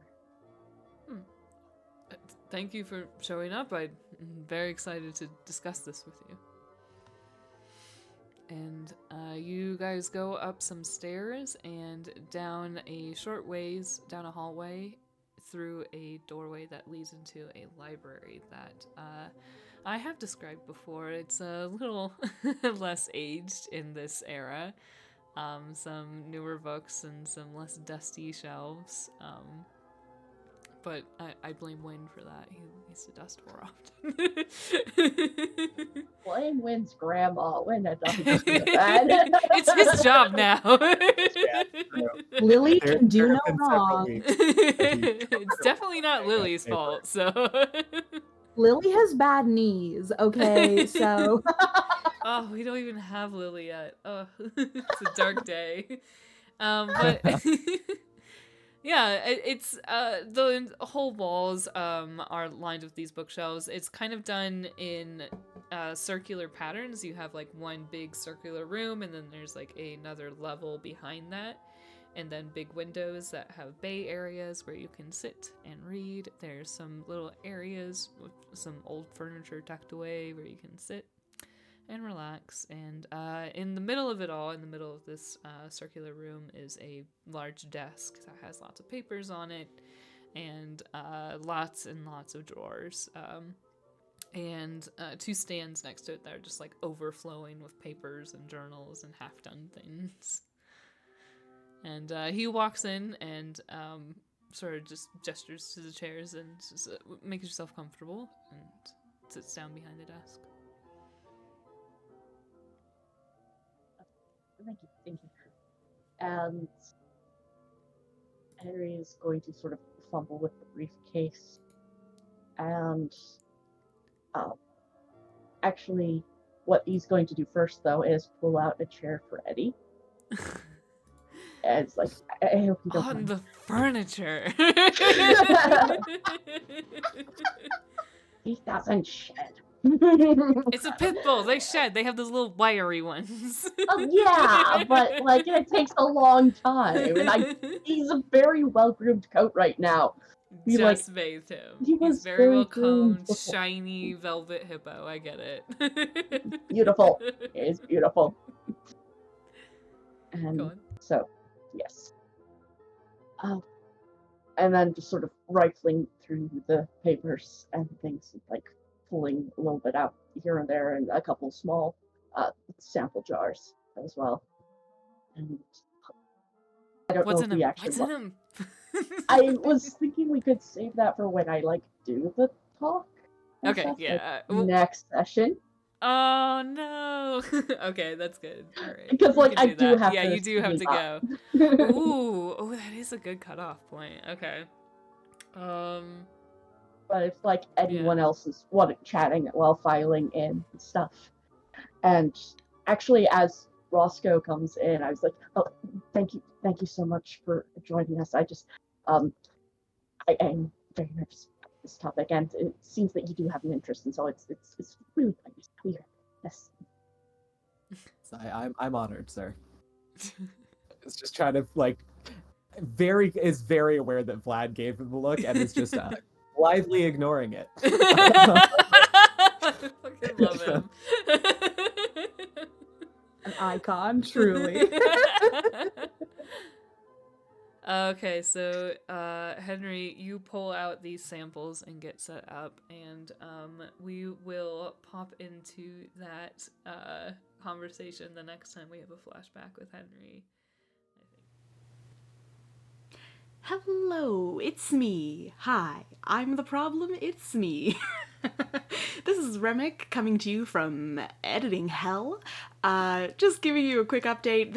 We had some time constraints when we recorded this, so we're shuffling things around, and you've probably noticed some edits now already.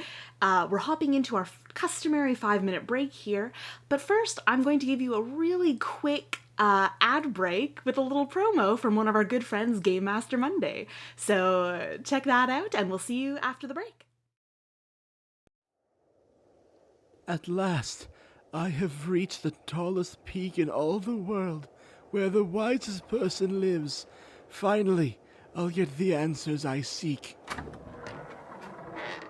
Welcome. I am the wisest person in the world. Ask me your question. What is my purpose in life? What should I be doing to achieve pure happiness? You must stream Game Master Monday. Come again. Game Master Monday, the bi-weekly podcast that plays a new one-shot in a new system in a new setting with a new cast every episode. Listening to their funny jokes and wild stories is the only path to happiness, my child. Sick. I'm going to go home and binge the whole thing right now. What a nice kid. Oh dear, he fell off the mountain. Now they'll never know how good Game Master Monday is.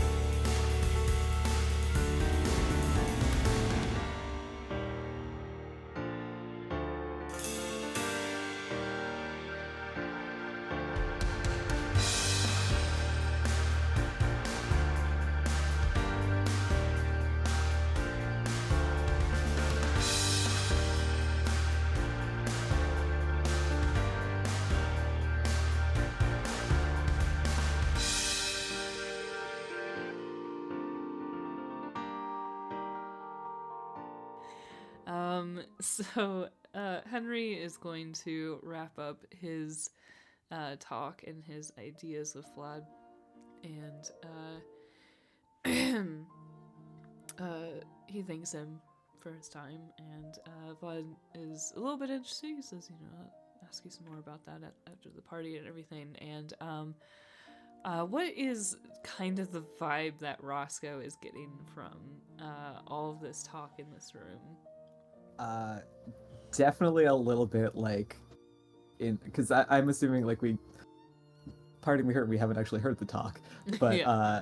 like I'm assuming it gets a little bit into the like more supernatural stuff, which until this point he was very unaware existed and were real.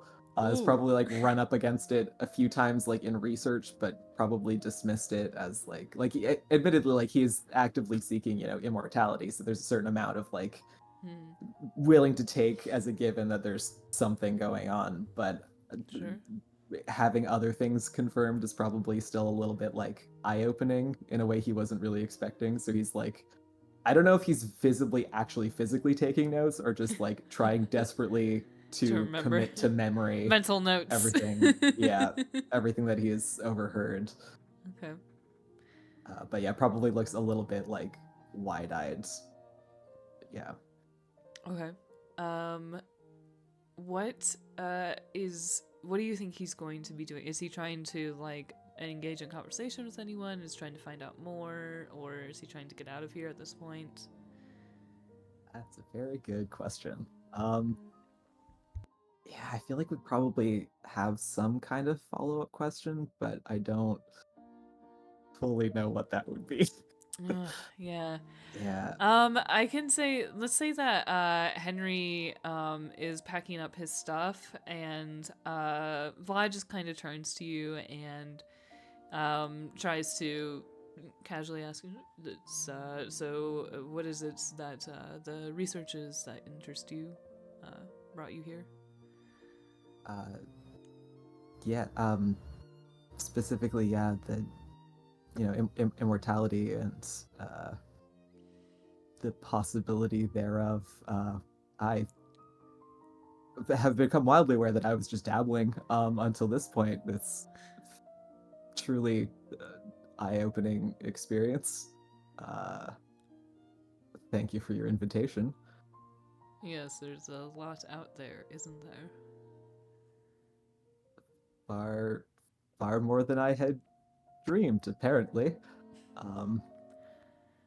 You say that this has been so eye-opening. You have not made any progress so far in your own studies? Nothing concrete, I'm afraid. A significant amount of theory has gone into it. A few experiments, but nothing has come to fruition until this point. I came here hoping to perhaps find some other threads to pull on, other directions to kind of guide our studies, my studies. And is that something that you are researching specifically for yourself?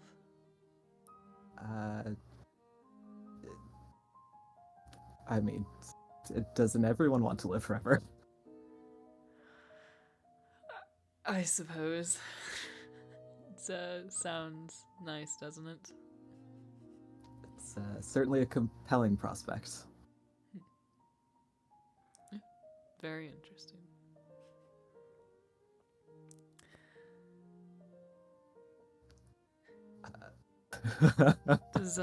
Does he have any specific questions, or is he going to try and learn anything else about this? Yeah, well, I'm trying to think, because, like, I, Rowan, don't know anything. Neither do I. I'm just gonna make it up. Yeah, but I'm just, like, trying to, like, so, like, what specifically would, like, Vlad's research have been? So a lot of Vlad's research was done for like the turning process of vampires. So you actually wouldn't have known very much about it. Unless you were able to get into like the same conferences and like the same information as Henry was. Henry has a little bit of connections. I don't know about Roscoe's, but otherwise, what you would know about Vlad is that he's a pretty popular doctor in America. Is very, very popular for bloodletting and services related to that. Okay. Yeah, I guess probably, would have some interest in like the nature of, because I believe Henry had mentioned at some point too the possibility of blood transfusions as a vehicle for, like an avenue. Sure. Yeah. So would be fascinated to know more about your specific experiments that led to your findings in that regard, if possible. I'm aware that asking a great deal, and I have very little to offer myself in return. But you'll find I'm an eager student. Best that I have going for me. Well, I do find that no matter what avenue I start studying these sorts of things, it always sorts of ends in the same process, but which is a very productive and good process, but it's got its flaws. So looking more into how to solve that, but I'm afraid that I can't be a little bit more clear here. Roscoe, where are you coming from?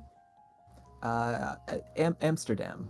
My wife and I are in town for an amount of time. We're hoping to do perhaps some more research while we're here, but based in Amsterdam. Yes, and did you come here to just study that specifically? Was there something, a project that brought you? Just one of many threads we were tracking. There's a theory we've come across, perhaps a couple. I'm sure you have heard too, but the immortal soul and the possibility of it being reborn. I believe Eastern philosophy perhaps goes into it a bit, but we had some idea that there may be something more concrete to it, and I believe there was a book in some research institution nearby that we were interested in, but a book, you say? That's interesting. Yes. I'm afraid mostly we are. I am reading on these subjects, not so much the performing of experiments. So it's relying heavily on others' research. Well, if you do read into it, I'd love to hear more about it. We still write about it. Maybe another event like this sometime soon. So once I have anything to report, we'll pass that along. Be very interested to hear more about that sort of research. An immortal soul. See, Vlad just thinks it's vampires. Yeah. Because he just thinks it's other vampire rumors. It's not other vampire rumors. It's both. Yeah. All right. Then, yeah, I think Vlad just kind of turns and starts discussing with other people. And you start to get the sense, Roscoe, that you're overstaying your welcome. Yeah.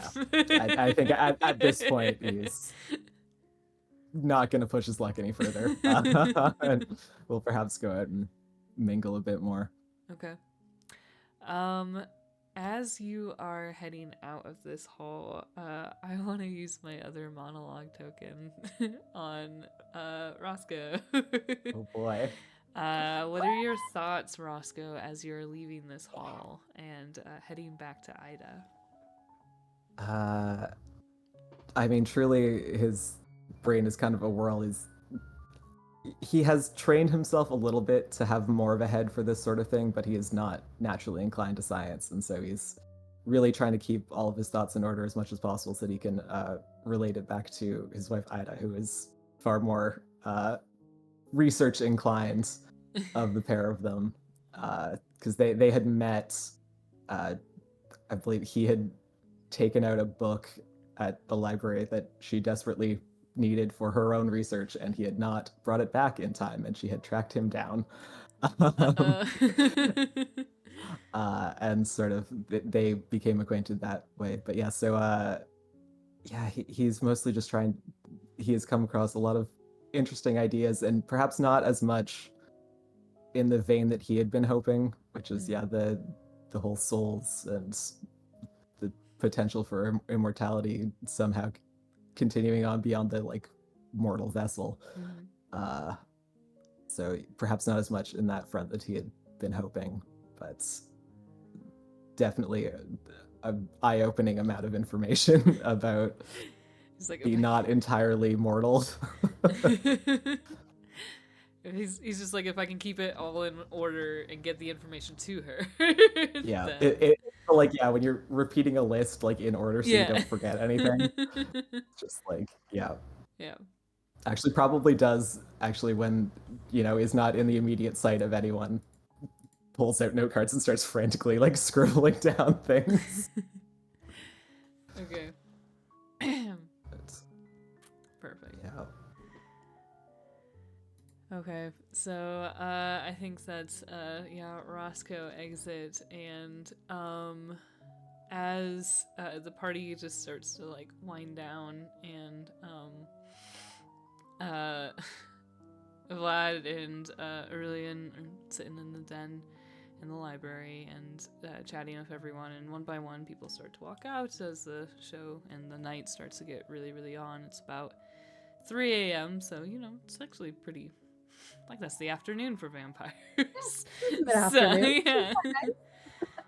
People showed up for the show, and now they're heading out. We had to put it at an odd hour because of the mortals here, Sorry. Yeah. Mortals don't like going places at 3 a.m. Whole thing. They like to already be at places at 3 a.m.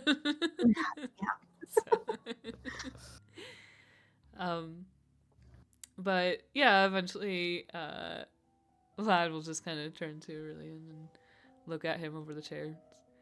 Are you having any fun tonight?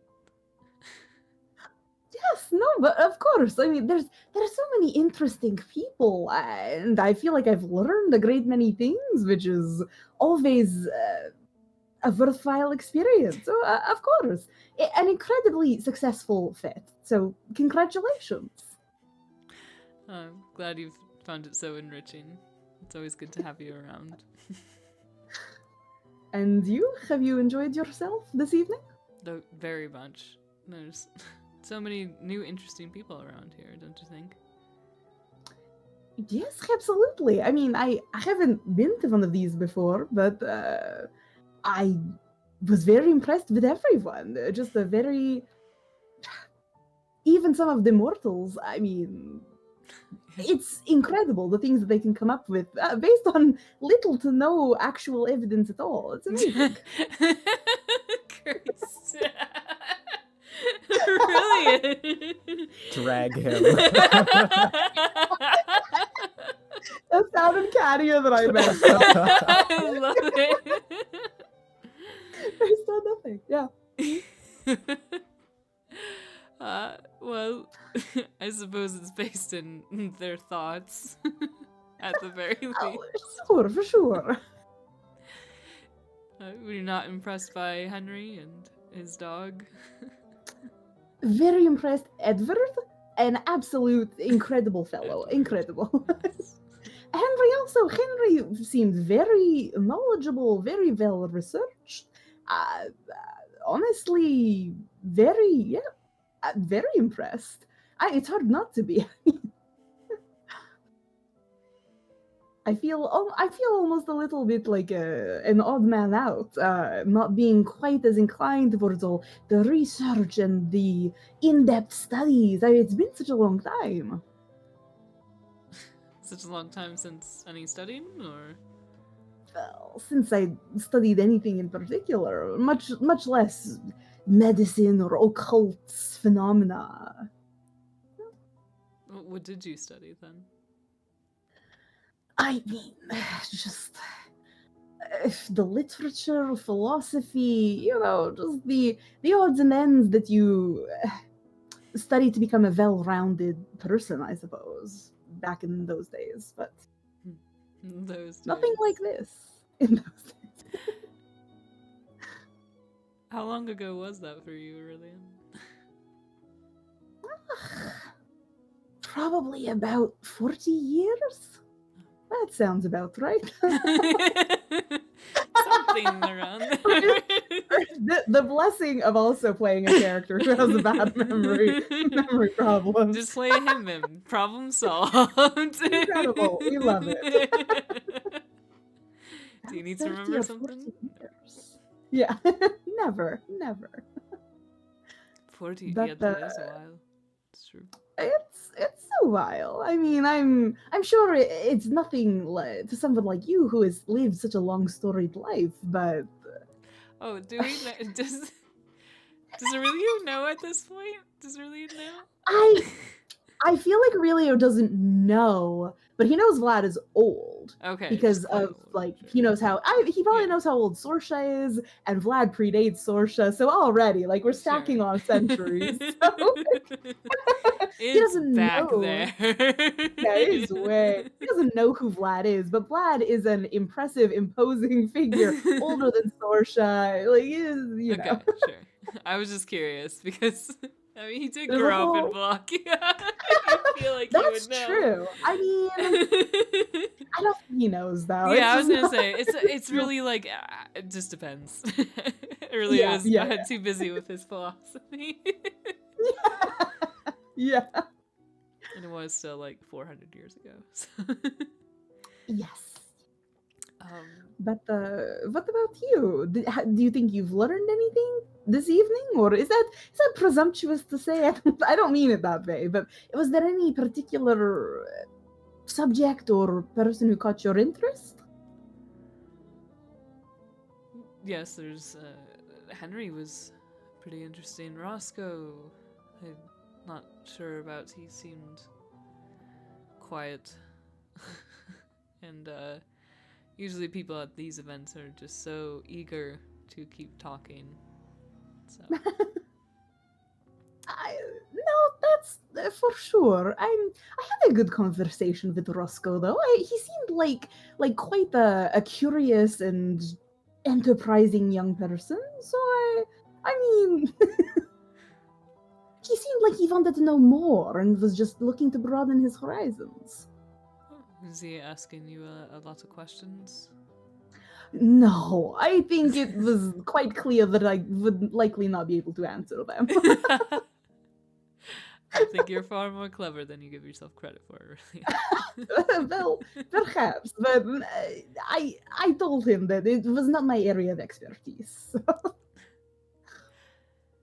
So, why is it that you did come tonight then? Oh, well, I mean, Sorsha was coming already, and I received your invitation, and I thought it might be rude to not. And of course, I wanted to enjoy the company of the both of you, and so here I am. I'm glad that you are here. I'm glad as well. It has been a lovely evening. Is there anything that did catch your interest during the show, or is there anything that we could do to Edward. make it a bit more of a party for you? Edward. Edward, certainly. More dogs, Edward. please. Thank you. No, I mean, I'm, it doesn't have to be a party. I just, perhaps a little more. It's nice to have an activity, perhaps a little something to divert and entertain people, and a little. The cocktails and the talking is all well and good, but a little bit of dancing is always nice. It livens up the evening. Dancing for the medicine show. Yeah, it really helps you get to know your compatriots, no? I guess we do still have some catching up to do. You haven't learned all of the dances. No, but I hear the gavat is quite popular. The Back on the deepest cut. If you know, you know. Yes.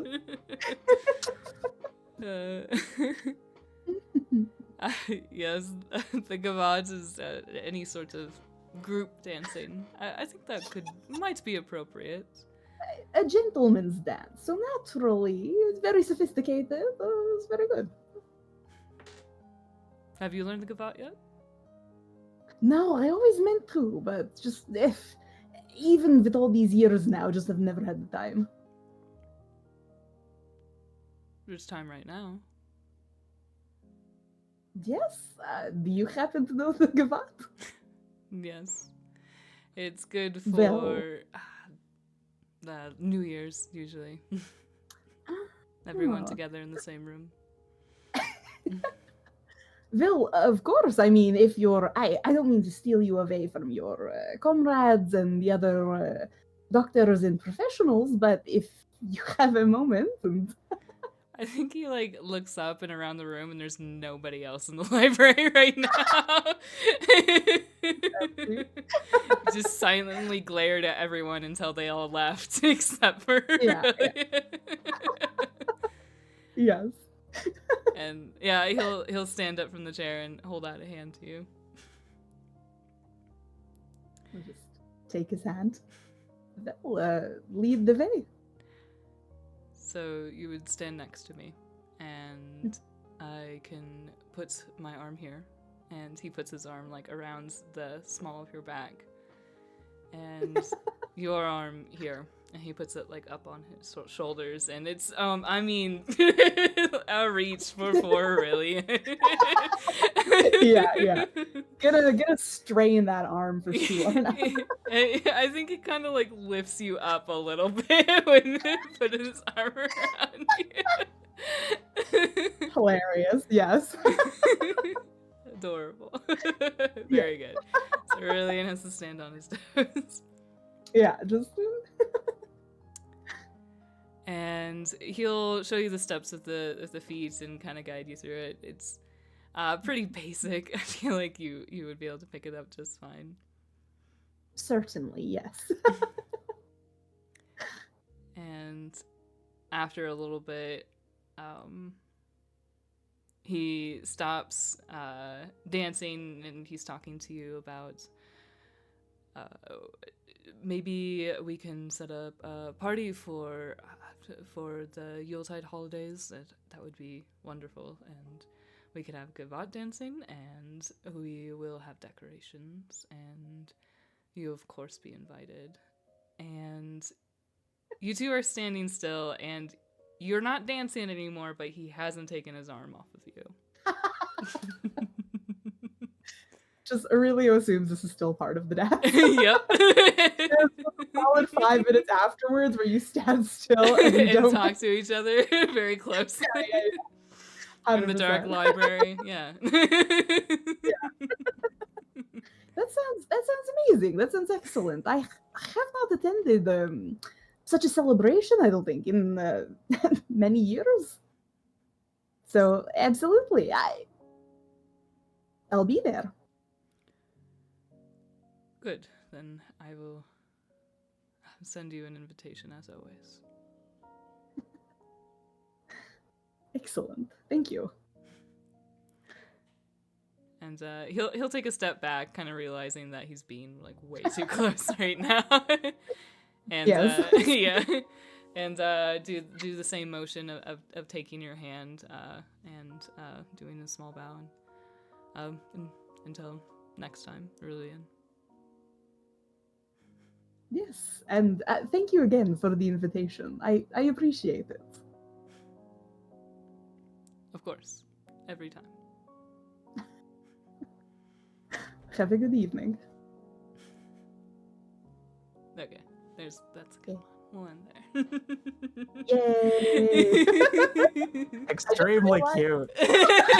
Thanks for sticking it out, Rowan. I know it was just like one-on-one, but we forced Rowan to watch our Momo It was adorable. Sorry, Listen, Rowan. I watched your duet episode. It's cute. It's cute shit.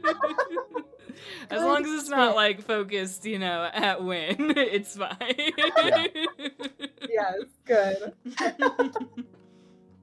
All right. Incredible. Fun. Very good. Good vibes. Great. Fantastic game. So, yes. yeah, we'll see you all next time. Yeah. Have a good night. Everyone eat. Just go devour. Yeah. You have before you sign out. Mary Elise, ME, pronouns they, them. If you want to find me online, I'm either Dexy Plushies on Twitter or Major Quality of Independence Incongruous Craft Projects on Facebook. There's going to be a link somewhere. Yeah, And I will pass it to whoever it needs to be passed to, and then disappear. Yeah. All right. Go ahead and you can head out. And yes, I am Lee Baldwin. I use he and they pronouns, and I am on a couple places on the internet actually right now because I have no downtime ever. I just want to be here and pretend to be other people. So I'm here. I'm on Abstract Adventures, which is a fun podcast that I DM. We roll for everything: story, characters, plot, everything. And that's a lot of fun. So you can catch that on any podcasting app. And I'm also working with Even Footing Games. They have some really great little TTRPGs you can check out. They actually have quite a bit of free content on DriveThruRPG, so if you want to check that out, go ahead. And I do some writing for them, and I'm also on their podcast as well for this season, so you can go ahead and check that out. I'll pass it over to Haley. Hello, I'm Haley. I've been Sorsha, both she, her, and I'm here. I set up a Tumblr for Sorsha. There's not much on it yet, but please go and check it out if you're interested. It's Nian Rud, which is red-haired girl in Scottish Gaelic. I'm sure there will be a link somewhere. Yeah, we'll put the link in the description. Yeah, that's been me. And now to Rowan. Rowan, I use they, them pronouns. I've been Roscoe, who uses he, him pronouns. And just don't find me. Just don't worry about it. But do find Winsta. My other character from the non-flashback, Win, has an Instagram account. That's winsta.mal. It's very good. Main character, and I don't post much for him, so... Follow for all of your blurry pictures of birds needs. He needs. Yeah, I'm here, and I will throw it to Remick. Hell yeah, I'm Remick. I use she, her pronouns. I have been Aurelian, the hot mess vintage vampire who uses he, him pronouns. You can find me on most social media places, Rem of the Realm. And yes, this has been Rolls Revamped. Thank you for coming and watching our flashback, the first in our flashback episodes, and we'll catch you next time. Bye-bye. Bye.